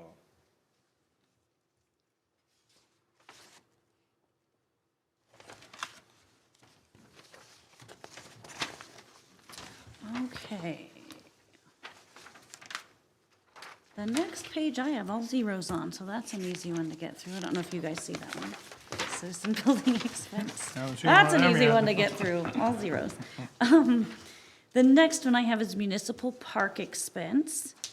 Top about 1/3 of the page, you are just seeing the same reflections on salary adjustments and deductions. Okay, I'm gonna have to get my notes on this one here.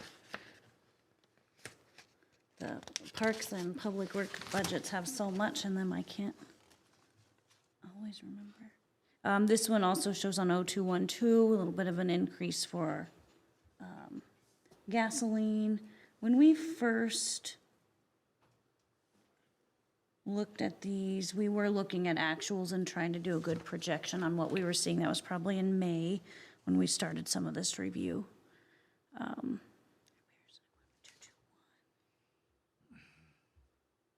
Our repairs on equipment, my note just says cost of older equipment, and I know we'll hear a little bit of this again when we get to the public works budget, but we keep some of our equipment running so long that at some point we need to make a determination on considering a different replacement cycle versus how much maintenance we're putting in and repair.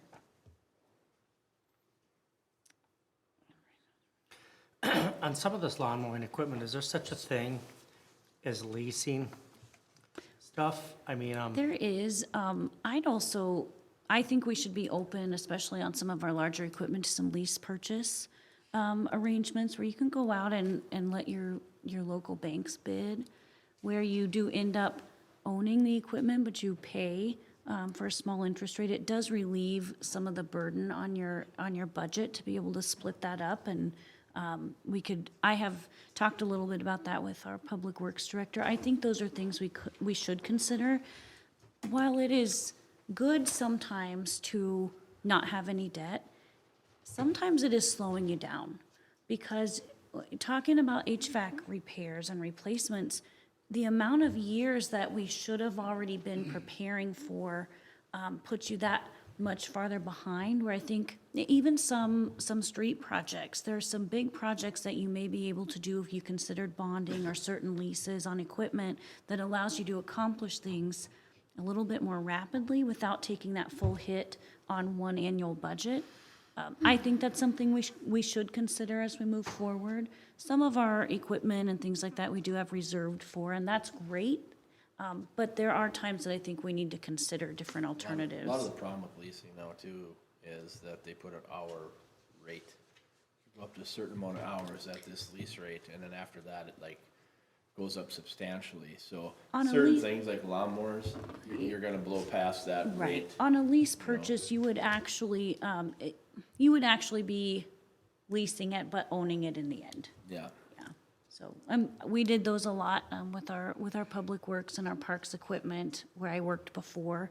We had the cemeteries were part of the city, so mowing and those types of things that they would get maybe a group of equipment, maybe one large piece in that way, and it just helped ease up on each budget annually. And then you need to plan ahead for when that next one might come and make sure you've got one paid off before you have to consider another group. But I do think that is a very reasonable and responsible way to go I'm sure about we're that. doing that now, aren't we? Like, I mean, I know you got later on, you got a grader coming up, but you will look at the lease option, you will look at a buy option, and we'll look at, you know, it seems like we always buy used equipment, you know, to save money, and, you know, I don't even know if that's always the right idea, because you're buying somebody else's headache, where it's like, all right, if we, You don't know the history. if, you know, we get something, that big equipment in, and we take care of it like we should, we have a person that does that, and get the life out of it, we should, you know, we should be money ahead, you know, and it's one Right. of those things, I look at half the time, their lawnmowers, we never make it to their lifespan, I don't think. And to me, it's like, well, are we using that much, that we need to get a bigger mower, or a different Right. style mower, or? Right, are we you know. appropriately outfitting Right. ourselves to provide the services we're trying to do, right? Right. Or are we exceeding what we're spending in maintenance when we could be making some different choices? I agree with that. And I, There's some that we could contract out, some of the stuff that's done, like say, for example, mowing or. I think we've gone through that many, many times. Can't get And I anybody don't to think mow it besides ever- mowing. take it Just a- away. Just a couple of years ago, we were asked that question when it was time for another mower to be bought. And, Scott went out and did and it was like double the cost of what it's costing us. As far as our mowers go, our oldest mower right now is a 2012. And, it's one of the 1600 turbos. And if you equated the hours to miles, it would have 430,000 miles on it. So we definitely are getting our use out of them. Our smaller mowers, they go year round. Because we pull the mower deck off, and we put either the broom or the blower on them. So the two that we bought just 2 years ago are already pushing, you know, I guess it's 3 winters ago now. They're already pushing that 30,000 hours, 40,000 hours.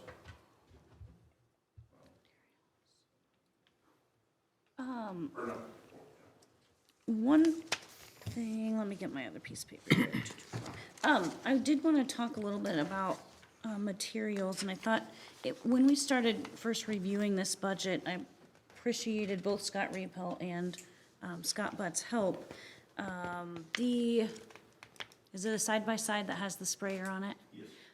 We budgeted for the sprayer, got the sprayer, we did not budget for the materials, the spray.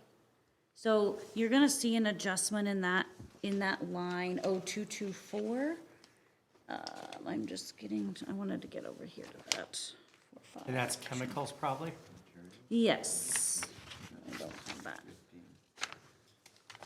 So that was one, I just wanted to give an example of some of the things that we've discovered as we've gone through and looked at what we're spending, why we're over that line.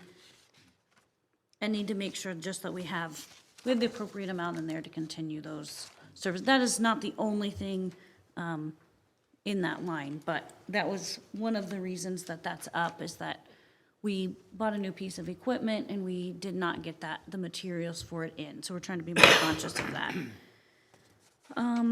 In 0530, the other improvements, that ties back to the CIP, picnic tables and benches. Scott, a replacement, repair, adding, do you know? And then, park developments matching funds is in there as well. On the picnic tables, we usually budget $1,000 every year to, replace the boards and paint them. I have looked into the cost of buying the maintenance-free picnic tables. Is This it is more, a lot- is this it is a more lot than cheaper. it's more than 1,000 a year, is that what you're saying? Yeah, they're about Okay. 20, depending on who you go with, you're 1,500 to 2,300 a table. So, But then you figure that out over 5 years at $1,000, most of that's in paint, I'm assuming. well, lumber and paint. A little yeah. bit of lumber, but most of it's probably in paint. The boards seem to, take a beating, so If somebody carves in them, I usually just pull them. I don't like, or flip them, you know, I try to Right. flip them over if I can. I know we have, at UMC, we have maintenance-free ones, and since we bought them, it's gotta be going on 10 years, we've done nothing. Okay, Absolutely nothing, and they sit out year-round. They're not inside, they're not nothing, they sit right out. I mean, yes, the cost up front is huge, but I think it would be something to look into. and that may be something we could, replace a certain number each year Right. and keep that Maybe you'll down. buy one a year, I mean, you know, and slowly go at it. You don't have to buy 15, 20 of them, but Yeah, the because right now, maintenance-free just, ones. is just good. in our rental fleet is 15 tables. That doesn't include what's in the parks or when we have the campground open, Right. what's in the campground. Right. So And, you're and I talking- do know by looking at it, the maintenance-free ones are a lot harder to carve into unless you have a knife than the wood ones. So, Someone's There's a tested will that and for a you? way. yeah, they've tried, Okay. yes, yeah. On that next page, one significant swap you may see is there was 1.79 million in buildings and structures. That is really the expenses tied to the Central Park campground. We shifted that down to other projects. It's really not a building and structure, so not an impact on the overall budget, but want to make sure also that we are clearly tracking and coding those grant dollars in our expenses. That part includes our match. And then on the revenue side, we will have what we're getting back reimbursement from. I think it's about 1.3 million. You'll see as an offset to that. Scott, don't go far. Okay, thank you. And then on equipment, we have 65,000 for a mower. And I'm gonna ask Scott if he can talk to us about the mower. That would be comparable to our 1600 turbos that we're running right now. They, on the state bid price, you know, you can get them a lot cheaper. I'd like to look at a bigger, cutting width deck. I know, looking at what the school has, they have the high school, the school district has, they have a Toro that's got a 16-foot cut. And on a flat surface, that's a really lot better, you know, like, to me, I think it makes a lot more sense, cause we got a lot of flat, but the 65 grand would be to replace one of our bigger mowers. Like I say, we have 4 of them right now. The oldest one is a 2012. Just replaced, we're hoping today, give you an example, we pulled the engine apart and pulled the 3 pumps out and replaced the O-rings, and we're hoping that's going to fix the problem, because otherwise the 3 pumps are about $8,000 total. So we're hoping that the O-rings are the answer. As of right now, they've held up since noon, so we're pretty happy. But yeah, if you take a look at what we mow, you know, it's always been said 300 acres, it's really closer to 400. You know, this year they haven't been out near as much, obviously, because of nothing has been growing, although in the last 2 days now everything has started to grow again.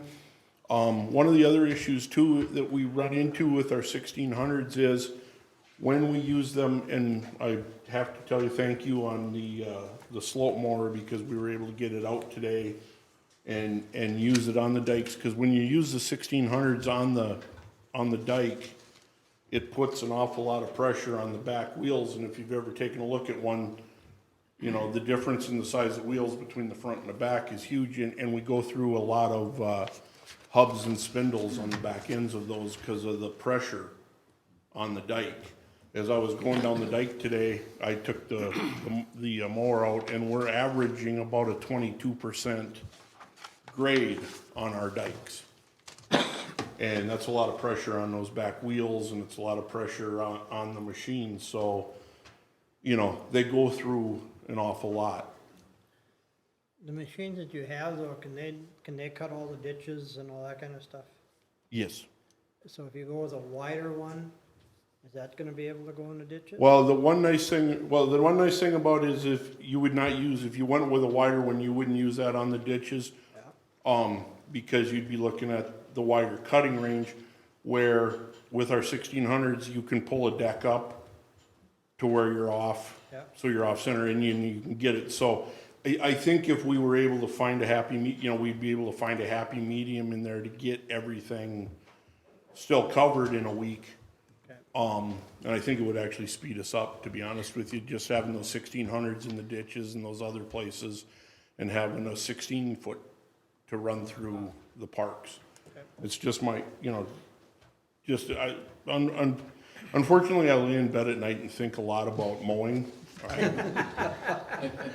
That's sad. And, I'm always looking at ways to try to speed it up, and and it's an amazing thing. I think that I'm going to segue off of that because I think I had a discussion with another department head this week. It's important to look back at what the Parks and Rec department has taken on over the years, and you've not been asked to approve additional staff. So providing efficiencies, if staff isn't the answer, and I'm not saying that that won't ever be something we're talking about, but adding extra work for the same number of people, it is important that I don't know very much about mowers. I've only used a push mower, so I don't think he's gonna let me help. But I do think it's important that we're considering how we can be the very most efficient with the number of people we have. And at some point, there could be a tipping point. I mean, the new arena, I know it's a decade old, but that's used much differently than the old arena, the swimming pool. There's additional lots that they're mowing every day. I mean, they are mowing some of the Cheetah lots. We are discussing how to take care of our new CRP land. There's a lot that our Parks Department has taken on with the same number of people. And I just think that's important to recognize, be aware of as we talk through some of these things. And one thing too, that if you take into consideration, we're gonna start flipping the switches pretty soon here to turn on the ice. When that happens, two of my guys from the park shop then flip to the arena. And so now I'm running with 3 people out of the park shop. And if weather stays like it is, then I'm running. And one of the things that I've found for me is just as easy for me to go get on a mower and go out and mow and help those guys, because they get dejected if they don't, believe it or not, they really do get dejected if they don't get the route done. That's what the kind of pride they put into it. And then people will say, well, how come you haven't aerated this, the Highland Complex? Well, when you've just taken 2, if not 3, and sent them to the arena, there aren't as many people to get everything done outside, I mean, I think everybody here knows you can only work so long with so many and get so much done. So any way we can speed up the process, I think, is definitely worth looking at. One thing to consider when we're looking at buying mowers and stuff like that is to consider the alternative fuel on those. There is some money to be saved on fuel when you switch to propane and stuff like that, because there still might be some tax credits you can get for using propane on mowers and stuff like that. And propane is considered a green fuel. So the state of Minnesota really likes stuff like that. We'll check it out. So Is that a sales pitch? I was hoping not to turn it into a sales pitch, But is there anybody that takes care of those type of engines? if you talk to the manufacturers, something Scott can do is just talk to the manufacturer and see what kind of service is available. I know bus fleets throughout the whole state are switching their fleets from diesel to propane, and it's becoming a lot more easier to use. So that's something to consider when we're looking at new mowers and stuff like that. And I only say that because I'm in the industry, But it's something that there's different, cities, bus fleets, are switching to all over the country. If they can find repair. Well, I mean, I think, the most of it can be done by your normal person that's doing your repairs anyhow, but they're not as complicated as what they used to be. It's just the module in there that See, handles. I was on the petroleum side, so they were dissing you guys at that scene. Yeah, well, I mean, yeah, I don't think it's as difficult as it used to be back 10, 15, 20 years ago. That's definitely something we can ask about when we. Yeah, just check it out and find out what the cost savings might be, and Or even if they have a mower that they do, is up to his size and what he's looking at. they do. Okay. Thank you, Scott. See, in that CIP, is there a year missing on there? That doesn't add up to, A year? yeah, because there's like 4 years, it says a 5-year total of 25. I take the total that they got up there was like Yeah. 863 or 6. Probably. So I'm So, missing- Ryan, is there a Is that- fifth year that's just Is not it just that showing? big on the- project that, Okay, okay, Yeah, I I think can it's send just that the out. project that's missing or something. possibly. I will, Central Park. we'll have to check. I Thank you. don't But it's a know. little We'll more check than on that, but, and we've also discovered, right now, we're still using some inherited tools and spreadsheets, and sometimes I assume there's a formula and there isn't. So we'll check that out and get you. Oh, assume, And Ryan, huh? will you help me remember on that? Okay. The very last page in Parks and Rec is Forestry Tree Program. We left that one flat at 14,000. That's another one that I'd like to see, because I'd like, are we utilizing that thing as much as we could? I mean, there's always people looking for trees in their boulevards and this and that. Are we advertising, are we, kind of, I did look at that at one point, it wasn't even very long ago, and I don't have that in front of me, but. just curious, but like I said, that's something down the road. Okay, I have some reports run. I mean, if we got $14,000 of trees there, and we're using 4,000 of it, I mean, I'd rather use the 14,000 Yeah. to get more trees planted, Right. or. Scott? It looks, I think, Just to give you, when I met with Amy the other day, I asked what was still in there, because there's some spots, I've added some trees out at the arena this fall, or this summer, a couple weeks ago, and I'd actually like to add a few more around places, so the plan is to definitely use the 14,000. I don't, I guess to me, it makes perfect sense if we budgeted for it. Let's get trees planted and let's get them out there. I'm actually short 2 trees for boulevards that I thought I was getting and they didn't come in, so now I'm gonna try to get a couple more for that. And then I've got some parks I'd like to, I think the arena really needs more, the arena area really needs more trees, if nothing else, just to try to stop the wind and the snow. So it's, when trees are taken out in a residence, are they put back, or is that the responsibility? If it is on their property, it is their responsibility. If it is on the boulevard, That's what I'm talking the about. boulevard, then we replace them. Okay. We've had 5 trees. Matter of fact, Tina has a list. They call in, they get on the list, and then we take the list and we go and we put them in. Is there a waiting list for trees? Right now, I'm waiting for trees. Right now, there's nobody on it. We got it all done. I think you meant the opposite of that, didn't you? Or is people waiting, I mean, There is one person on the list waiting, and I plan on going and getting the trees somewhere and is there getting them done. a wide variety of selections, or, We usually have 2 different trees. well, that's boring. Maybe they're the hardiest to I withstand wasn't this the one that Minnesota ordered the wind. trees, sir, so.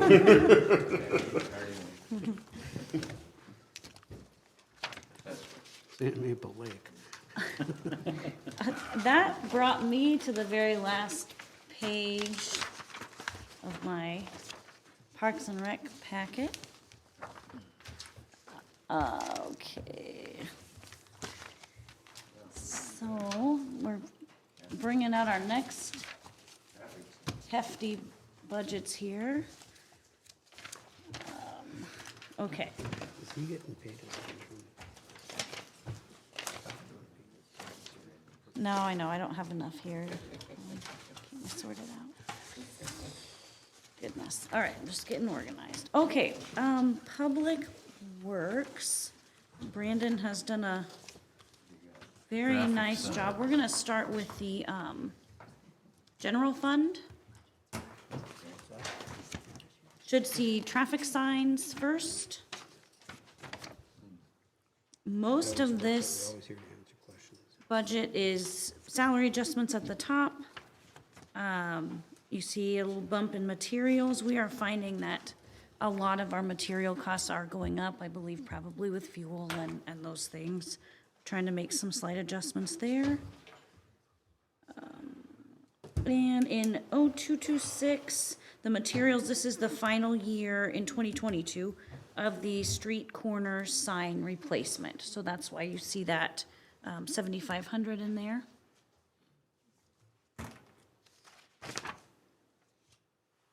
The next page I have is animal and pest control. Again, you see increase in materials, trying to project what we're gonna see in the coming year. In 303, you see contractual for aerial spraying. I think that goes into reserves. Brandon, can you? Yeah, that's a reserve item, so that if we, there's a cycle, like a 15-year cycle, where there's a high beetle run, where if we have to aerial spray, we have the funds available. Okay. Is there quite a bit of funds in that pest control fund? Because pest control's got the trees in it too, isn't it? Yeah. Yeah. I do think that has a healthy reserve in it, and I can pull that amount for you. Yep. I looked at that a little while ago. I hear that quite a bit too. How come we're not spraying more? Because we got all this money in the pest control. Yeah, from just I don't have any experience with it yet, Yeah. but from conversations with Pat on the aerial spraying, it's, you're looking to do it and do it right. You're looking at a big chunk of, I think it was in 80,000. When you get them tent worms or whatever the heck they are, Yeah.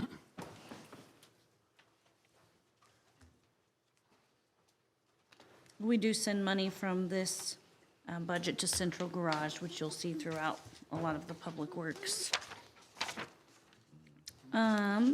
Next page, I have dike and flood control. We did make a few adjustments. Brandon went and looked at salaries. This is one of the funds that the employees are split between various funds, and we just really needed to readjust the totals. It wasn't an overall impact, I don't think, but realigning where our actuals are really falling among those activities in this budget. And so by reducing that, you're also gonna see the same adjustments that follow down the line for the withholdings. Okay. Professional fees, engineer fees, like during a flood event, we looked at an average there to try to get a good budget amount in if needed. Central garage charges, the equipment used during flood events is charged here. As of 2021, average was about 8,000, so just did a little bit of realignment in this particular budget. Hopefully, we don't have to talk about a flood event, but just never know. Or maybe, hopefully we do. Well, As long as maybe we don't just a little flood. more flood. Like A Happy little more New water Year. with the flood. A little bit of snow this one. The next one I have, you're gonna see general fund, public works department. Get to the right page here. Brandon and and Ryan have looked at these so many times that we probably know them by heart now, but, central garage charges here were realigned and not much else going on in there. Temporary salaries, summer help to paint light poles and some other odd jobs we see in there.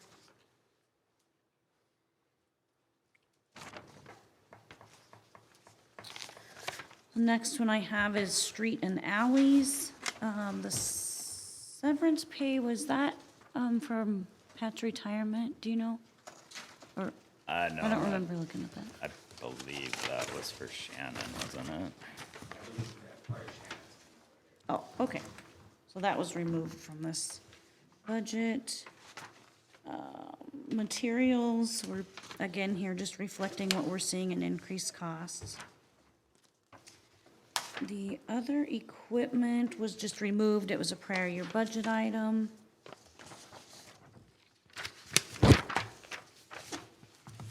Snow and ice removal, I have next. I see you dropped that down quite a bit on your salaries. That can really vary from year to year, can it? It can, and it bounces back and forth between tree removal. I mean, our salaries are what our salaries are, whether they're, you know, we're gonna have to be okay with snow being a little bit higher one year and tree trimming, they follow each other. If there's no snow to remove, they're out trimming trees and doing other work. I looked at a 2-year average of what we actually spent. You know, I know last year was a light year and the previous year, but I mean, that being said, I use the same 2 years for all my averaging, so it should work out pretty. Okay. It's the only way that I could really, that with all the funds split up like they are, I could only average everything and come up with our best Well, guess. and I forgot to add, when people are booking their time, entering their time, then we have to look at it again during budget. So it'll be better if we can get a little bit more solid plan on how to evenly distribute that out. Snow and ice removal, I will make a note, you don't see a change in materials, 0224, but that's the slip sand from the county. And then a slight increase on central garage charges. Brandon, can you remind me what that was? I don't have, on, snow and ice removal. I just looked at the equipment charge to that account, and Okay. It's just slightly higher because that's what we were actually Okay, sending over. just realigning that with your actuals, okay. Yep. Next, I have tree trimming. So here again, you're gonna see a little adjustment in salaries, and that's just looking at averages. Contracted services. The contracted services line, 0303. There are diseased trees on private property. These would be the trees that are assessed. Brandon had kind of a preliminary evaluation done, and there are a lot of trees that need to be addressed that appear to be diseased. I think some of them may look to be sick, but it's the drought that has affected them. But trying to plan ahead so that we can stay on top of that and prevent the spread and losing more. So if it's on your private property, we take it down and then assess them for that? We notify them first.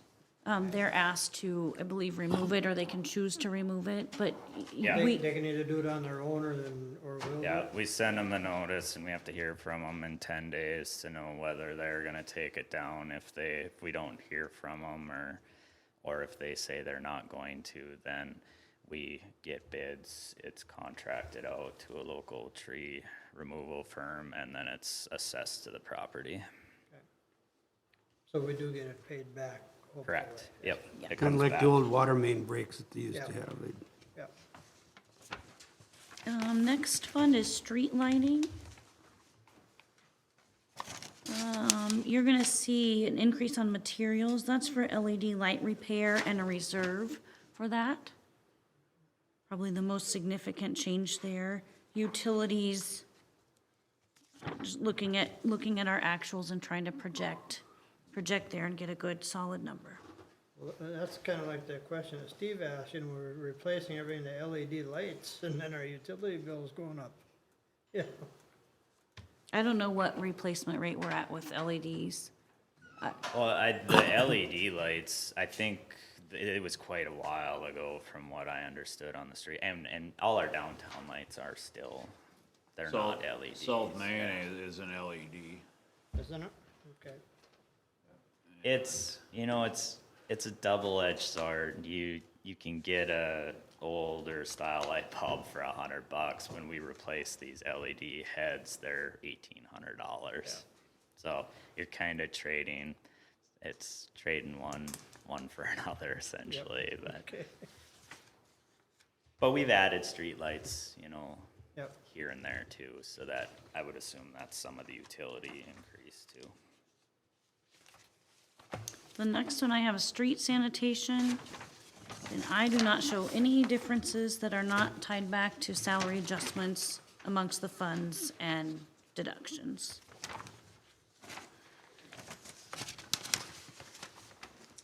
The next fund I have is garbage hauling. Other than adjustments to salary, the significant change you'll see here is on the equipment line. There was discussions before I came on board about starting to reserve for another garbage truck. Brandon and I have had some very in-depth conversations about how we can achieve some of those things. One of my desires is to also increase our recycle collection. He's looking at some alternatives, trucks that can do both of those things. So instead of reserving for something, we're not sure what we're working for yet, we do have the 83,000, that should be reserved from the prior budget, but want to come back with a more informed recommendation and discussion at the council We've level. also had talk here about, having them big cans where a truck just comes up and Yeah. dumps. Yeah. Is that part of your conversation? It is, and a there's, garbage truck, or? yeah, there's different models that have two sides that could be for garbage and recycle. I don't think it's reasonable to make two swipes through town, but we don't know what that equipment cost will look like yet, and weren't really comfortable making a recommendation to you without being able to provide a bigger discussion. Well, one of the things that Pat said that struck me last year when I asked him about what percentage of Crookston is taking advantage of our city garbage hauling, and it was like 20% or something like that, a low number. So if we ever do get to the point where we're having curbside containers, that's gonna, I feel that's gonna increase dramatically. Yes. Oh, yeah. So then we're gonna Yes. have to consider the manpower for the Absolutely. influx of everybody starting to take advantage of that. I agree. But then you're also losing manpower from the back of the truck and the people it takes to dump it in there Right, when you're so- having. I think, running it, I'm not sure what the methodology was to obtain that count. And I agree, driving through town, not very many people use them because I personally dislike shoving my trash bags in a trash bag and dragging it to the curb. I'm not very tall and it really, I mean, it's silly to me, but I also don't like to go to the transfer station. So I do both, but we are trying to talk about ways, and I agree with you. I think part of that is promoting it and educating people. We're talking about ways right now that we can possibly increase recycle collection to maybe twice a month without adding equipment, and starting to get that awareness out there, encourage recycling. For me, once a month pickup, it just doesn't do it for me. It's not worth it to me to keep one container for a month, but I'm gonna have to go to dump my recycle weekly anyway. So we're gonna try to start doing some things even before replacing or purchasing equipment to raise that awareness and communicate. We're getting a lot of attention on our Facebook posts, so I think that's one way to get that out. I mean, when I first moved to our community, that was the biggest thing that I'm like, what? Me too. You should ask Tina about, I really couldn't believe it. Or when those I little first blue left. containers they gave you to do it with, and then the garbage is blowing all over the neighborhood because there's no tops on them. So everybody gets sick of it and they throw them in the back shed. Wasn't there something though at the county that you didn't have to sort your garbage? You do The not have to commingling. sort your recycle, that is true. So then When why you, do we go out and pick it up? And have people sort it? that is a question we have been discussing already. Because when I take my recycle out, it all goes in one bin, and I think that has led to some mistrust from the community because it looks, and we've talked about this, it looks like when we ask them to sort it and then we throw it all in the back of the truck, there's like, are you really recycling that or is it going to the dump? And I can see why people would be confused about that. My wife mentioned that the other day.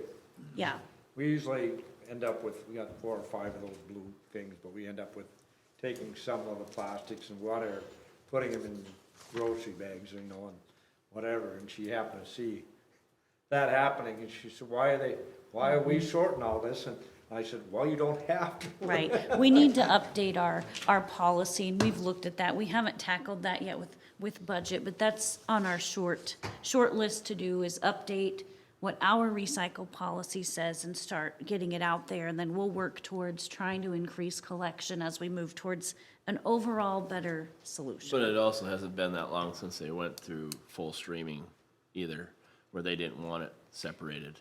So it hasn't been that long.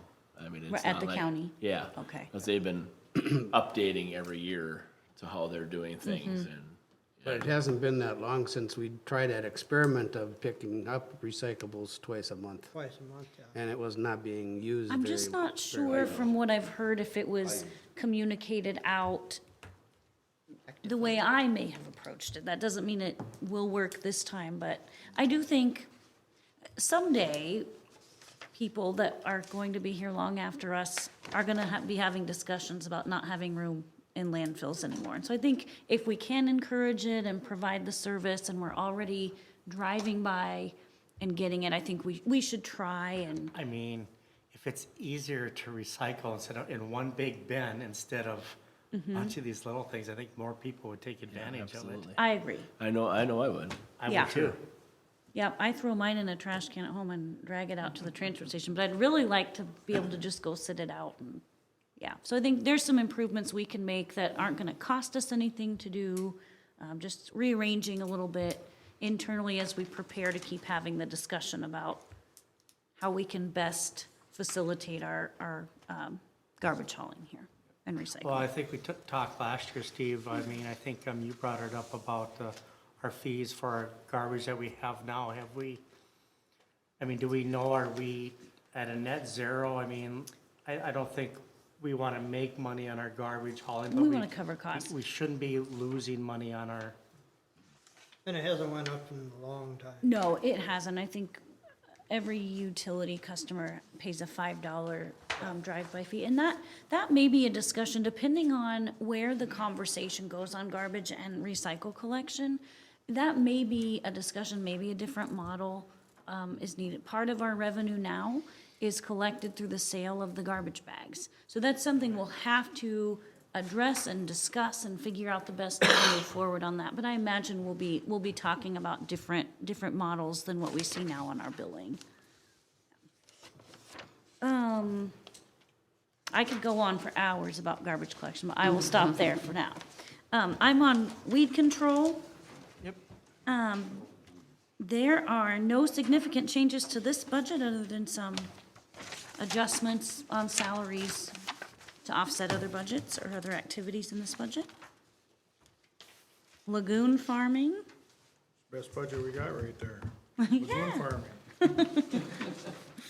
just one item stayed flat there, that was an easy one. Zero change. Okay, I think that took me to the end of my general fund pack. I did.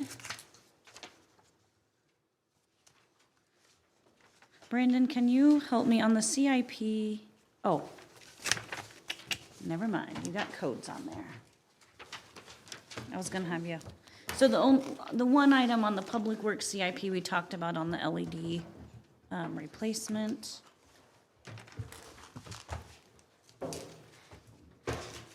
Okay, the next budget I have is the 601 Water Fund.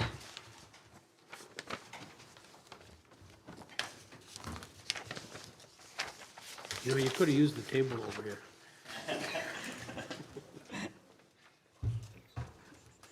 Okay, let me get to the right page here.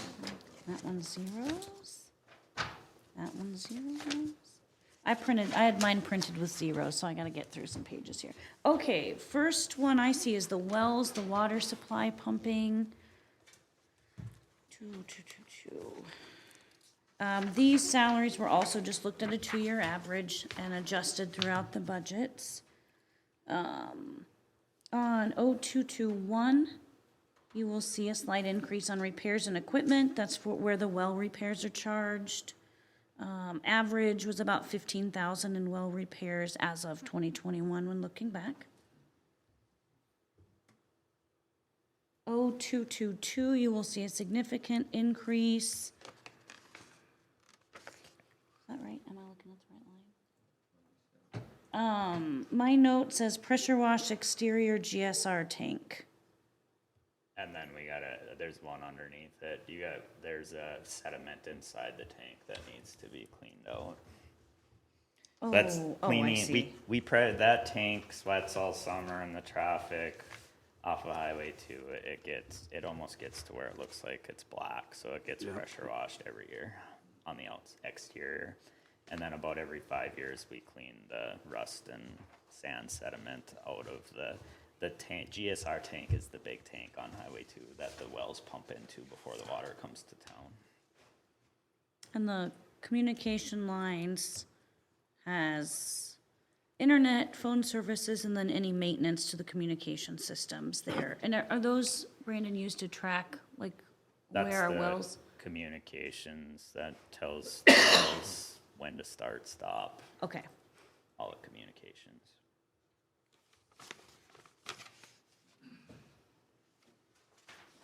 Okay.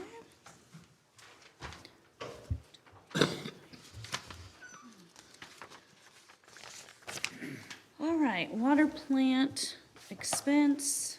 I'm gonna jump down about halfway. 213. Janitor supplies had a slight increase on the floors to be waxed at the water plant. Lab fees, 0216. Switched labs a few years ago and the fees are a little bit higher, so that's just realigning to actuals. 0321, our communications, like I said, in most of our budgets, it looked like that line hadn't been looked at for a while, so has some of our Verizon, some of our cell phone charges, Midco, and then the internet at the plant. 0530 has your other improvements. I'm gonna tell you what this says, and then I'm gonna let Brandon tell us about it. It's the filter media replacement and recoding. So the filters at the plant are pressure sand filters. It's what filters the water, takes the iron and a lot of the minerals out of the water. But so it's 35 years old. It needs to be typical lifespan of the media in a filter is about 30 years. So we got our good life out of that, and it's time to repaint it anyways. So they'll pull the old media out, sandblast the tanks, repaint them, and put new media back in them.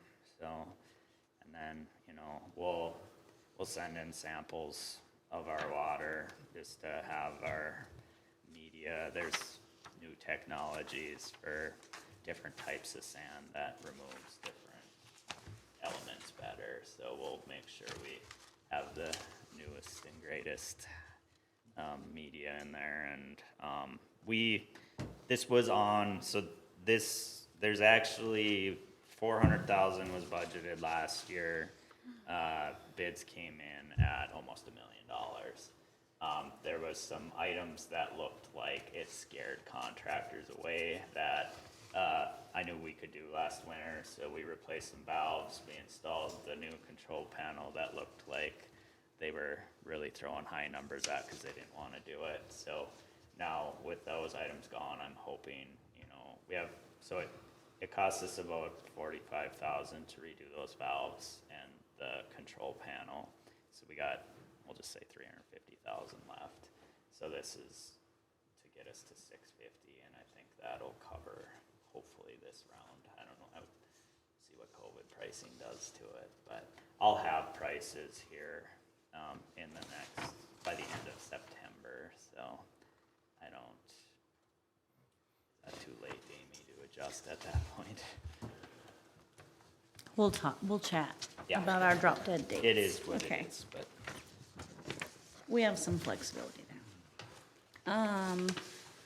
Next one I have is water distribution repair.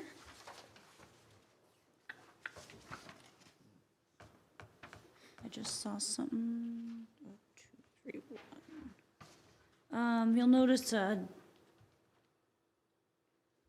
What's the decrease? in the repairs, they're done replacing water meters, so shifted 80,000 from there to the water main replacement, which is in, We were kind of next double budget. dipping. There was 180 budgeted in distribution repairs, and there was 180 budgeted for water main replacement. So I just, instead of having 200,000 that we weren't gonna use anyways, I shifted it to where it would actually be used. Tried to throw a more realistic number on it. All the water meters replaced now? Yeah, well, yeah, we got like 4 left to do.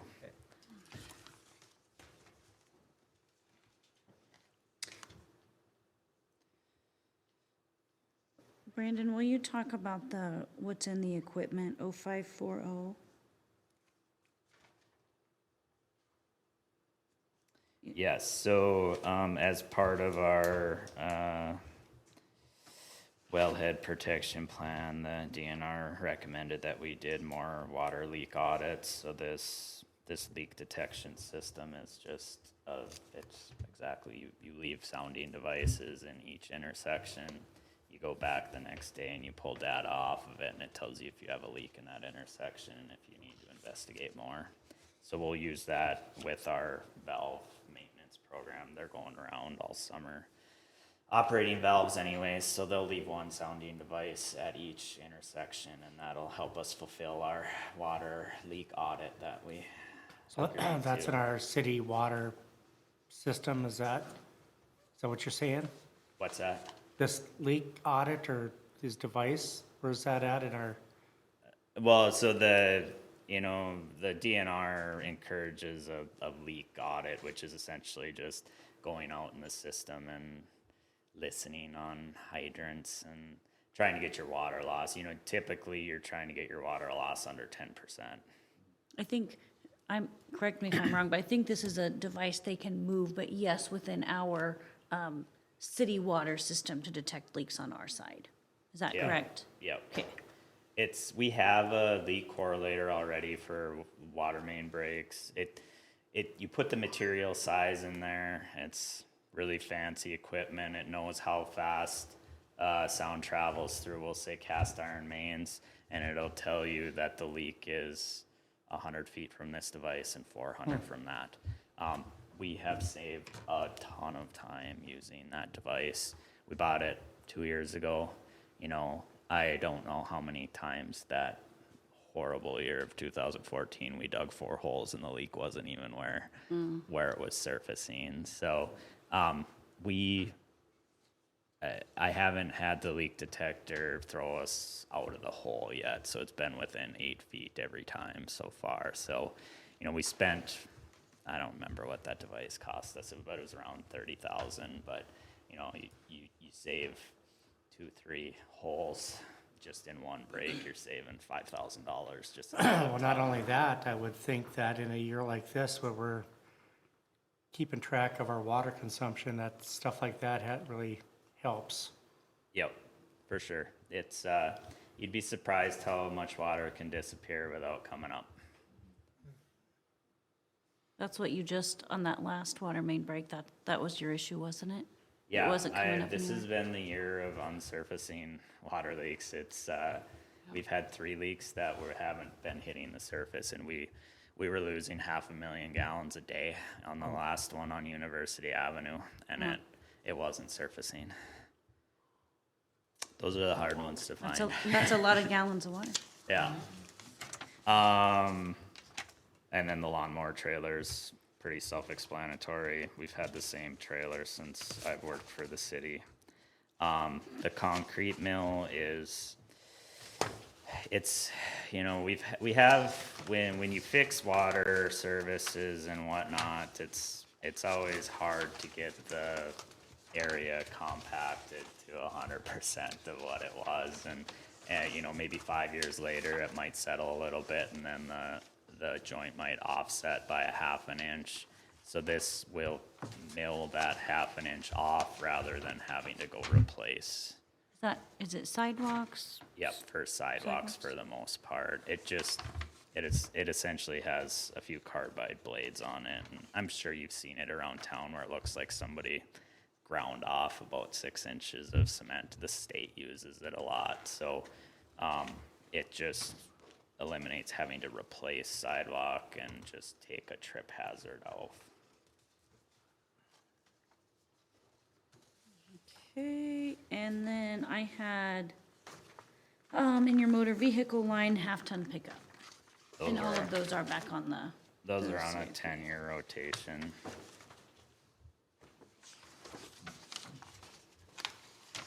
And I mean, if you really look at it, they go after get the first 10 years out of them, they go to a part-time vehicle for another 10. So they go to the scrapyard when we're done with them.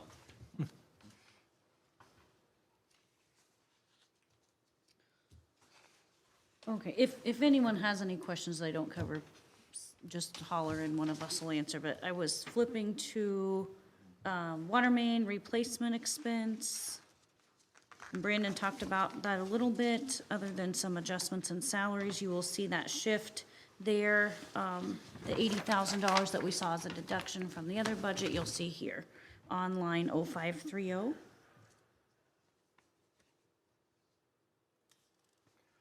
So the overall age of our water system in Crookston, is it in pretty decent shape, or is it, we got some areas in needs of improvement? I mean, how old's Crookston? I mean, we've been here for forever. I mean, has all the water lines been replaced at some point in time, or? You know, we try and stay in front of the street reconstructs is for the most part. You know, we don't want to put a new street on bad infrastructure. We've done that in the past and it's bit us. So I would say about a quarter of the city is cast iron, a quarter is PVC, a quarter is AC, and the other quarter is just miscellaneous. We're in really good shape from where they were 30 years ago. When the city purchased this system from the private company, they got out of it because the system was in really bad shape and it needed. We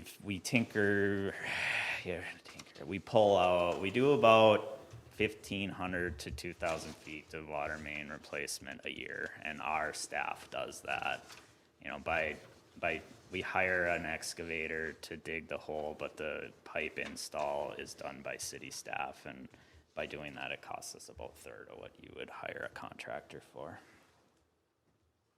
But our infrastructure, we're in good shape. It's one of those deals where you're never gonna get, you fix 1 week. There's always gonna be a weak link, but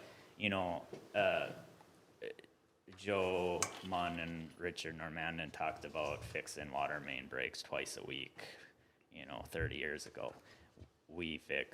It's been a bad year this year, but typically we have less than 5 main breaks a year.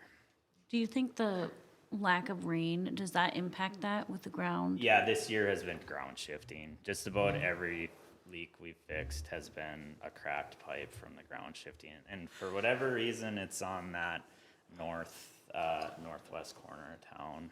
They've all been in that Washington School area. They have a high water table up there though, don't they? Typically, yeah. I mean, it's really dry. I mean, Yeah, now it's dry, but. Yeah.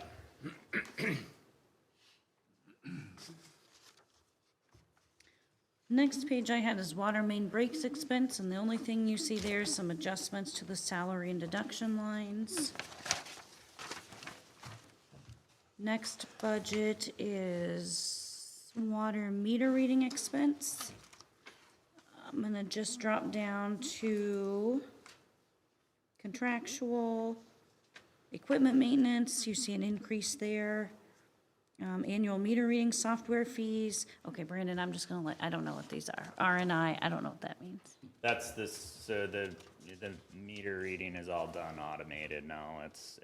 Oh, you were just breaking out what that meant for me. Yeah. Okay.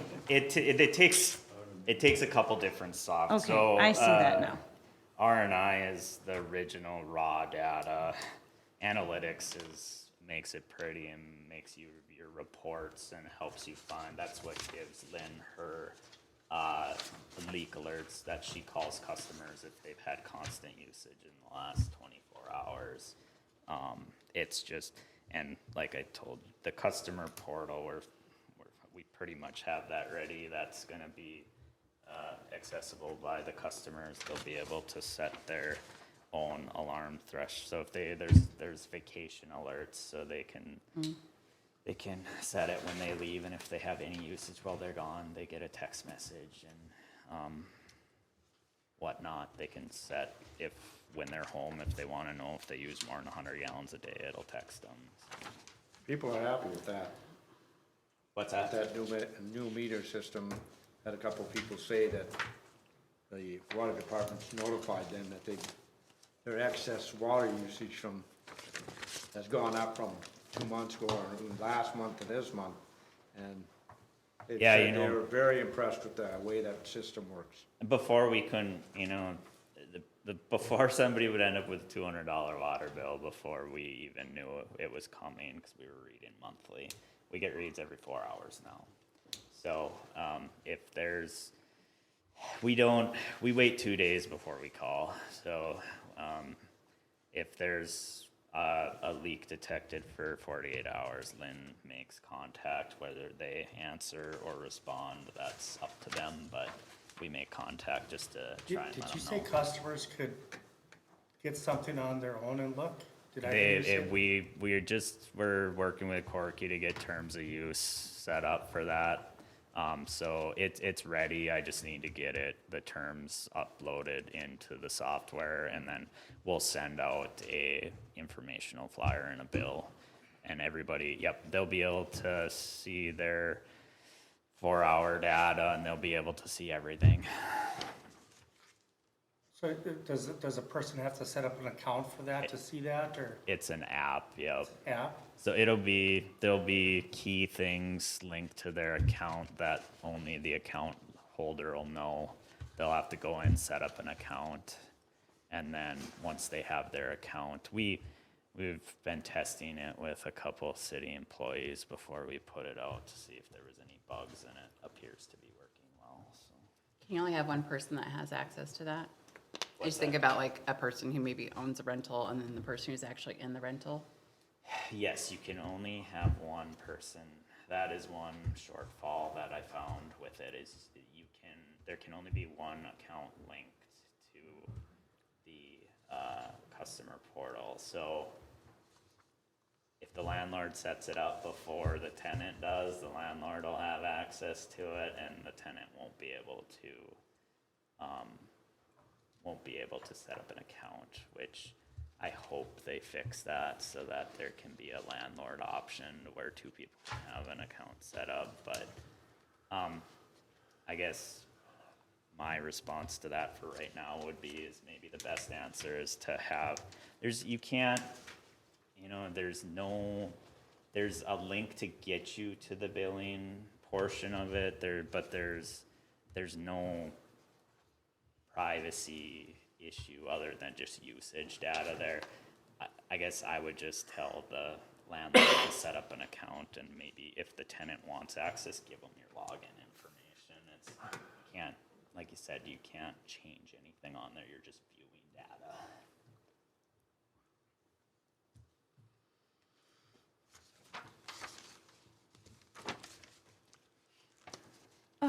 Next budget, water service line repair.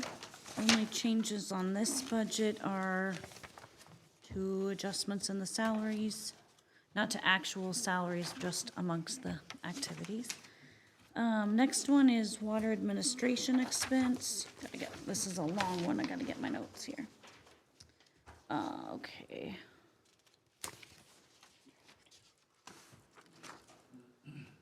On 0312, we have an increase in professional fees for our Tyler Encode system and Remit, our check reader software that we process our utility payments through, that sends it just over to the bank. And, well, there's one that our communications was the other way. That's interesting. What's that one? Interest on water deposit. Brandon, can you talk about the interest on water deposit? I might have that. I don't have that one on my notes. 442? What line was it, Amy? 0442 in 49440. Kind of near the bottom of my page. It went from 200 to 1,000. I might have missed that one. Okay, we'll check on I might that have one. to fix that. Okay. One question, what is hall rental? I don't ever remember seeing that over the years for. So the water department pays city hall rent for their space. You always done it? Yeah. Hmm. It basically, from what I understand, was intended to cover the utilities of the building. It's their central garage. Right. Yeah, helps relieve the general fund budget. Charge them back. If you truly dig into some of these funds, there's quite a few fingers into them. Okay. Okay, that took me to the end of my 601 water. So we should have 602 wastewater next. It's a little bit thinner on this one.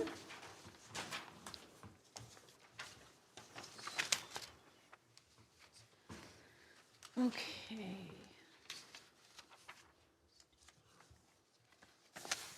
Okay.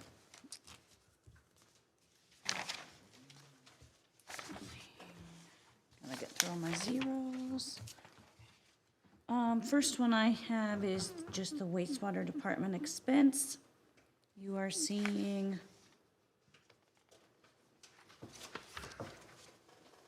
Brandon, on this one, on the salaries on this, was this just adjusting to actuals and projected? Yeah, Okay, there's, the one employee that left was at a higher scale, so for Okay. a few years here, it'll be slightly lower till we get them up to okay. get some experience in the department. If you go down to 0221 on repairs and equipment, that is up. There's a lift station, one pump replacement, 70,000. And then the air exchange system repairs that we've talked about previously. Those two items are being looked at that could be eligible for ARPA funding, but that either way really need to be done, so we wanted to leave them in here. We're getting some guidance on that now, and if that is true, we will shift that to where the ARPA funds are, but wanted to have it in. If they're not eligible, those things need to be done anyway. Okay. 231. Okay, on 0231, distribution repairs. This year, we've wanted to add that to have funds in the budget for distribution repairs in the same way that we have funds for water main repairs. We're doing them, we need to, and just kind of reasonable to have a place to charge those and track that trend there in our budget. 0386, I have in my note, sewer line replacement and then manhole rehab, and you will see both of those, on your CIP as well.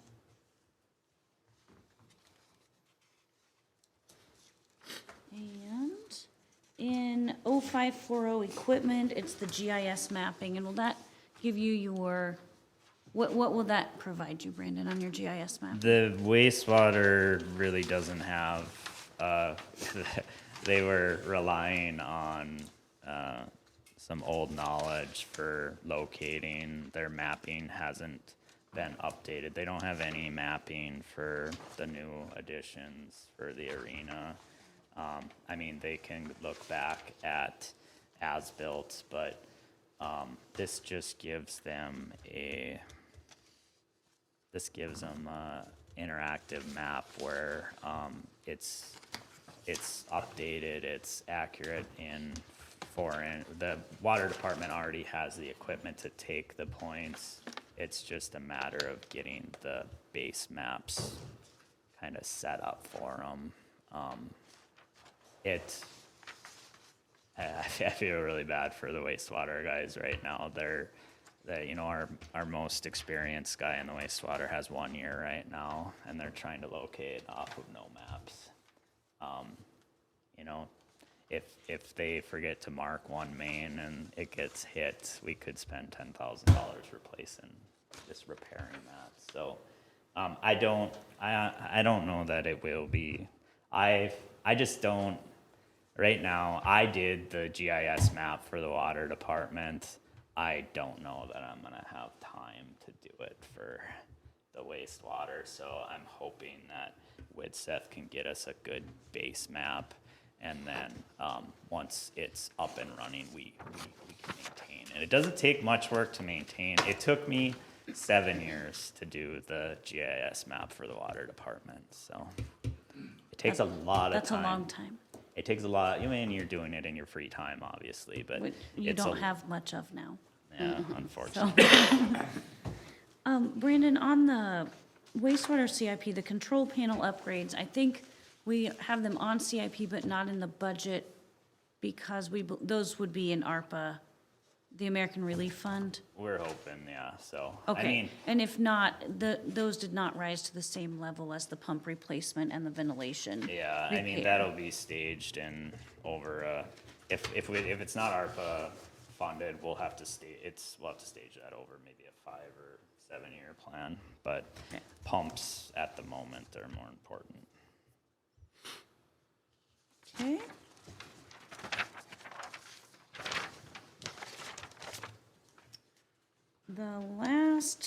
Not the last page. The next page, yep, I have is wastewater sewer line service. 0303 is your major change there with contracted services, and this is where any service repairs are charged to. I don't know how we didn't budget anything there before, but it's about 12,000 average. It just wasn't budgeted before. We have found a few lines like that where year over year there was actual expenses and budgets just hadn't been input. And so we're trying to correct some of that so we can actually plan and have a good idea on what's ahead of us each year. Okay. Right.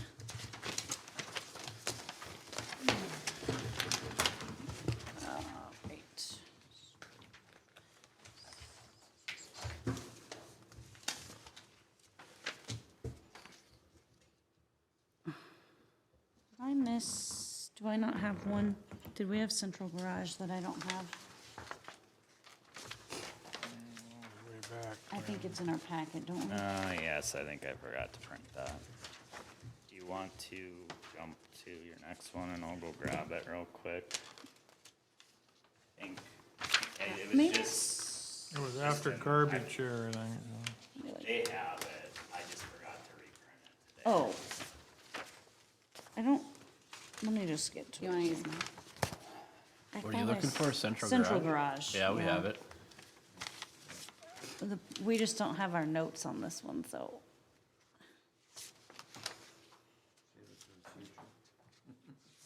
Do you want me to go on, Brandon, and come back to it, or do you have? Want me to go get the notes, or I can just go over it too? If you have the I don't have info, notes, go but for I it. think I can Okay. remember here. Looks, the salaries are all the same. The only salary that comes out of the central garage is the mechanic's salary. It's half of his salary, so. And then the repairs equipment, I just looked at, that fluctuates pretty drastically, but I looked at that and, you know, it takes a pretty bad year where we get 50,000, 40,000 was more average, so I reduced that to 220 from 50,000 to 40,000. The 540 line is the equipment, that's for a new motor grader. Can I jump in here real quick? Yeah. We do reserve in the central garage fund for large equipment purchases, and we've looked at, there is a healthy reserve in this particular budget that we will likely recommend that motor grader be supported by reserve funds. And then Brandon, can you talk a little bit about what you and I visited about just future equipment replacement Typical plans? practice by Pat was to buy a used motor grader with 4,000 to 5,000 hours on it, you know, and I looked at today, if you were to buy a motor grader in that range, you're looking at, you know, 2 to 250,000 for a used motor grader. I would like to see, I think, you know, that the motor grader that will be traded for the purchase of this new one, we've had to rebuild the motor, and it was rebuilt about 4 years ago, and now it's got a bunch of blow-by again now, so it's in the shop again. So I really feel that if we maybe start with a new machine and run it to 3,000 or 4,000 hours, you know, we'll be able to trade it for that 150, 200 grand range, and I think we'll be in the same boat we're in right now. Another consideration is leasing equipment again, and Yep. then we're out, we don't have those expenses Yep. if something goes on with it, correct? Yes, we have talked about that as well. We're kind of in a situation in many of our departments and budgets where we almost need to get to the right place and then be able to move forward in that manner where we're replacing. Right now, we get to the point where our equipment's in the shop again. We've talked through that, like how do we balance getting us where we need to be? We do have some reserve funds for those, but it's not really a practical way to move forward when you need your equipment and you've run it so long, it's in the shop again, and we want to get away from that. So we're thinking that we would purchase it brand new, run it that 4,000 to 5,000 hours, right? And then resell it for Then trade it and. something newer. And being a municipality and having the state bid option, you know, I know Ziegler buys fleet vehicles and they trade every year because they when they buy them in bulk and then sell them a year later, they're actually selling them for more than what they paid for on the new unit. And it's not quite as lucrative on the state bid, but it is discounted pretty hefty for, you know, if we go buy a skid steer, well, you know, the skid steer the water department gets is about 90 grand. If you were to walk into the store and get it, it's $110,000, $120,000. So, you know, just being able to utilize that state bid I think has value. As far as like a purchase like this for 320, I don't think there's no really great lease options out there for something like this, is there? If it were me, I'd probably put out a request to our local financial institutions and see if they're interested. Like, do you mean like through a company or we haven't looked at that. Right, yeah, I mean, I don't think there's a lot of options out there when you got 320,000, let's say, in a grader, and you for lease options. Do you mean like lease not to own or like a lease purchase? Well, either or, I guess. I don't know. I don't know if you can lease a motor grader actually, but, Yeah. but I don't know. I But- think you I'm just wondering, can, I don't. which route are you going with this, Delane? Well, I'm just thinking that we could we're always driving, I mean, think of it as like leasing a vehicle. So you're getting it within the warranty period of however long the warranties go. And if anything major happens to it, then the manufacturer covers the repairs. And then once the lease is up, then maybe you let it go back to the company if there is such a thing. And then we get a new lease on another grader. And so we're probably not paying the huge expenses if something major goes on with it if it's covered under warranty. How typically long does a warranty last on one of those graders? Because I wonder if you're only doing 4,000 to 5,000, right, on it, is that still already covered underneath that? I think Kent said we put about 500 hours to 800 hours, depending on this, you know, the grader is most heavily utilized in the winter. So, you know, a grader typically has, equipment like that is usually a 3-year warranty. So if we ran it to 4,000 or 5,000 hours, we I mean, would probably. I don't know what the situation is on graders and different stuff like that, but I know like on large farm equipment, you can lease, you know, and stuff like that, and then you're always driving new equipment. And then before the lease runs out, or when it runs out, then you let it go back to the man, or whoever you got it from, and start a new lease. Another good thing would be like the county, I mean, all their ditch mowing, they're all contracted, they lease them for the year and they send them back. I mean, it'd be a good avenue to check with them and see what they're. Yeah, we can have that discussion. Yep.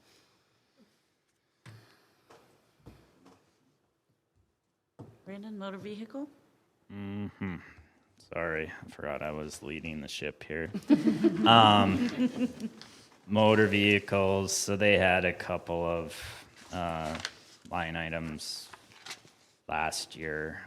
This expense this year is their 1-ton pickup that they got from the fire hall has given up the ghost. It's an early 90s 1-ton, and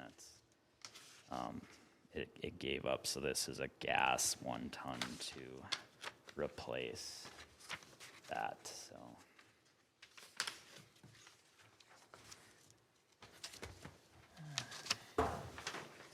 Is that just, is it just a public works, or is it for one?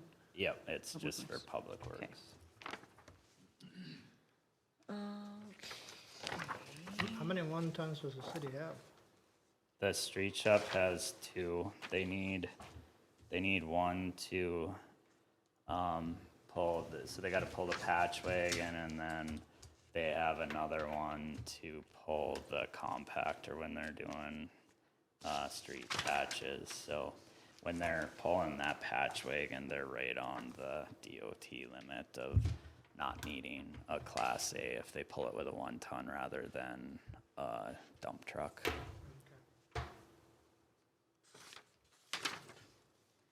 That is it. Sorry, I made notes on yours. It's totally okay. Okay, now I gotta get myself back in order here. The next I have on my list is the finance clerk budget.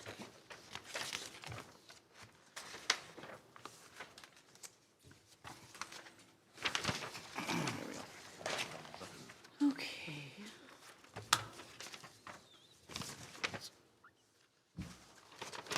The biggest change you will see in this budget is a request for a part-time person in our finance department.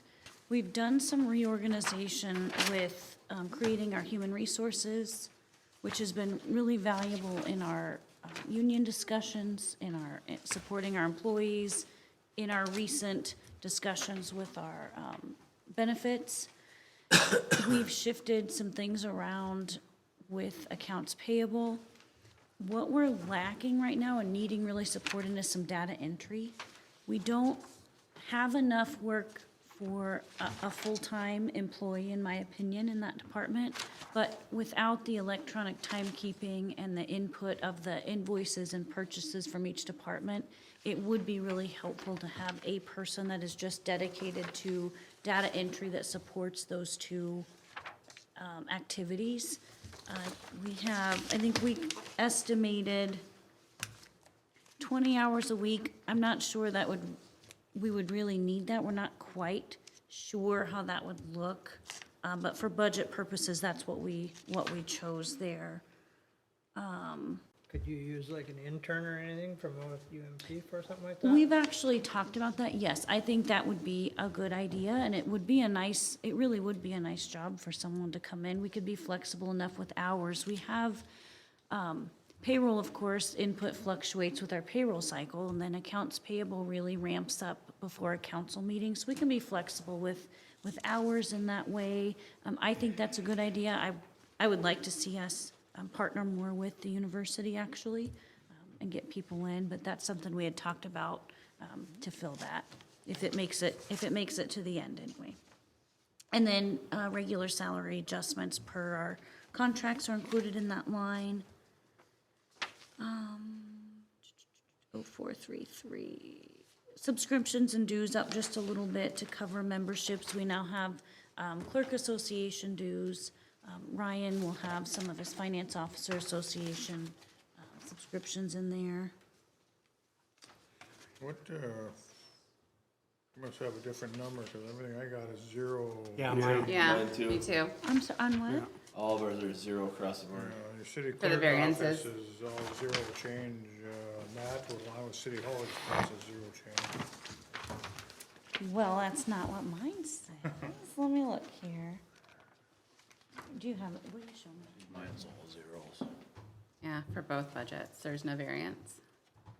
Well, gosh. Okay, thought we were I done will. there. That's good. You're like, all right, all right. Well, I Everybody's hate sitting here to, going, what is she talking I about? hate to burst your bubble, but it's not terrible. Just those, okay, I will get a copy out. I'm sorry about that. We'll get a copy out to you, and then we will update our packet on the web as well, so all that's out there. But I need to write that down, so I remember to do that. Okay, so the salary there had an increase of 19,450. That included our salary adjustments per our contracts, and then that part-time position I spoke of. There was a $300 increase on the subscriptions and dues to 2,000. And then in other improvements, and I think that's tied somewhere, there's $1,000 for some painting and flooring in that department. There's the room with the vault in it that has heavy traffic. It has some carpeting that's kind of dirty, and looking at quotes on that. Our Gabe can do a lot of that for us, just need some materials, and then looking at what can be done with the flooring there. And then I will get a new copy out to you on that one. Okay, next, and you said your city hall budget is also Same. zeros? Okay, all right. Well, let's see, I Is there a will, cover-up going on here? I mean, that's your I, budget. mine your say the budget. right thing. Just wondering. I Convenient. Very late right now. was gonna say, I did not prepare. I'm just glad y'all didn't have the right ones and I had all zeros, or I'd be in a real pickle here. So we will get everything updated and we'll get it sent out to you. I will do that tomorrow. On the city hall expense, we show a salary increase of 4,860. This is where Gabe is paid out of, and he's actually split 35% of his salary. The budgeted salary was not reflecting that, so just adjusted that there. Reduction in temporary salaries and city hall expense, and then some adjustments going down there for deductions. Other improvements. Okay, the biggest line, there's other improvements, and this is city hall that are tied to the CIP. Do you have the CIP in your packet? Yes. Okay. Water softener, we've been talking about this a little bit. The water here, well, and at my house too, it has a lot of minerals in it, and it really does clog up some of our coffee pots. Brandon has just helped us learn that the little filters on the faucets aren't gonna cut it, and we need something a little heavier duty. We do have the new water fountain in the back that people can put their bottle under, so for COVID right now, that's still able to be used, and just to protect those investments that we have in our faucets and coffee pots and those things from corrosion. The conference room, I would like, I had my office painted when I came. It was the same orange brick wall and melted vanilla ice cream walls, similar to what we have here. And it's really not a very professional or inviting space to invite people to come visit us here at City Hall, to have meetings. It would be very low cost for us. Gabe did our painting for us. I think freshening that room up a bit. Would be nice to bring guests in. We host meetings here. Sometimes the county uses our meeting room. It would just be nice to be able to put a little bit fresher face forward than, it reminded me kind of the Brady Bunch house or something in my office. And I just think we could freshen it up and brighten it up a little bit in Is there there. anything in there? I know we've talked many times about appearance of this room and making it more inviting too. Is that There something is in some there? monies in a reserve account for this room. Chad and I are kind of working on, I don't want to do something that would impact his ability to do cameras, but we're sorting that out. I think the lighting down here is, it's not very favorable for us sitting here, for us being viewed on camera. So we're working through those things, but there is monies allocated in the budget that's been reserved for this room, and I think, yes, it is in need of a little facelift as well. We have cubicles, and I don't even know if that's quite the right word, but if you look when we come in and the way that we have our staff that greets the public, they are cubicles now. They're old, some of them have broken pieces that if you sit your elbow on it falls off, and I would like to start looking at, there's some pretty inexpensive options that look a lot nicer than what we have now, that might be a little bit more inviting for members of the public. We have three really, one where Andrea sits for Parks and Recreation, where Tina sits who greets everyone coming in, and then where Ashley sits who takes clerk customers, water customers, just to look at some updates there as well. We're gonna have to raise the rent here to the water I know, department. you're then. right, that's a good idea, I'm gonna make a note of that. Since he reduced some of his budgets, he should have room for, okay, thanks, Brandon. When I came, there were talks about a keyless card entry. Oh, I'm sorry, in the cubicle we had as a reserve item, okay. The keyless card entry was something that had been discussed. We have 3 doors here on the side and 2 in the front. Trying to get a good quote on that, but thought maybe starting to set some smaller dollar amounts aside.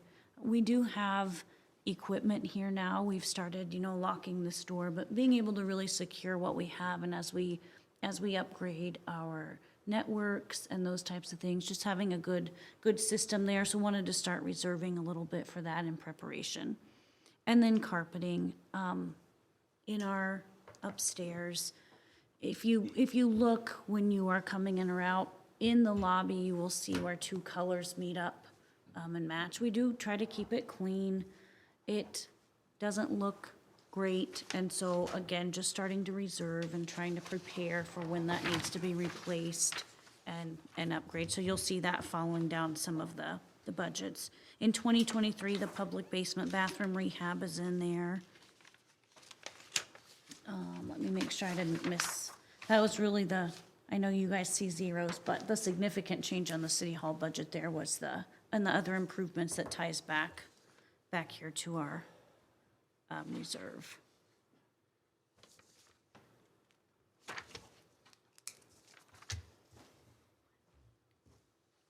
So I need to update that number 5 and 6, right? Finance clerk and city hall budget for you. And then we'll update web so the public can see that as well. What questions do you have for me?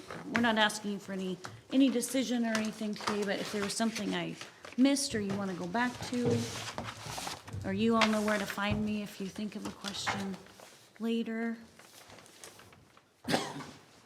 Okay. Well, thank you. I appreciate the conversations today and talking through some of the budget stuff. We are nearing the end of getting all the things together. We've got a few more that we're gonna go through as staff. We have an extra week in there with the holiday to work on that. So I may even have some preliminary levy numbers for you. And my goal is to be able to talk a little bit about that on the 13th. But knowing I have the 20th there as well, because we want to allow time for your feedback and direction so we can go back and get your final preliminary budget that does need to be approved on the 27th of September. By September 30th, we do need to have our preliminary budget certified with the county. And that sets your max levy, and then you can come down from that, you just can't increase from that, so. Okay, Thank you. thank you. We are adjourned.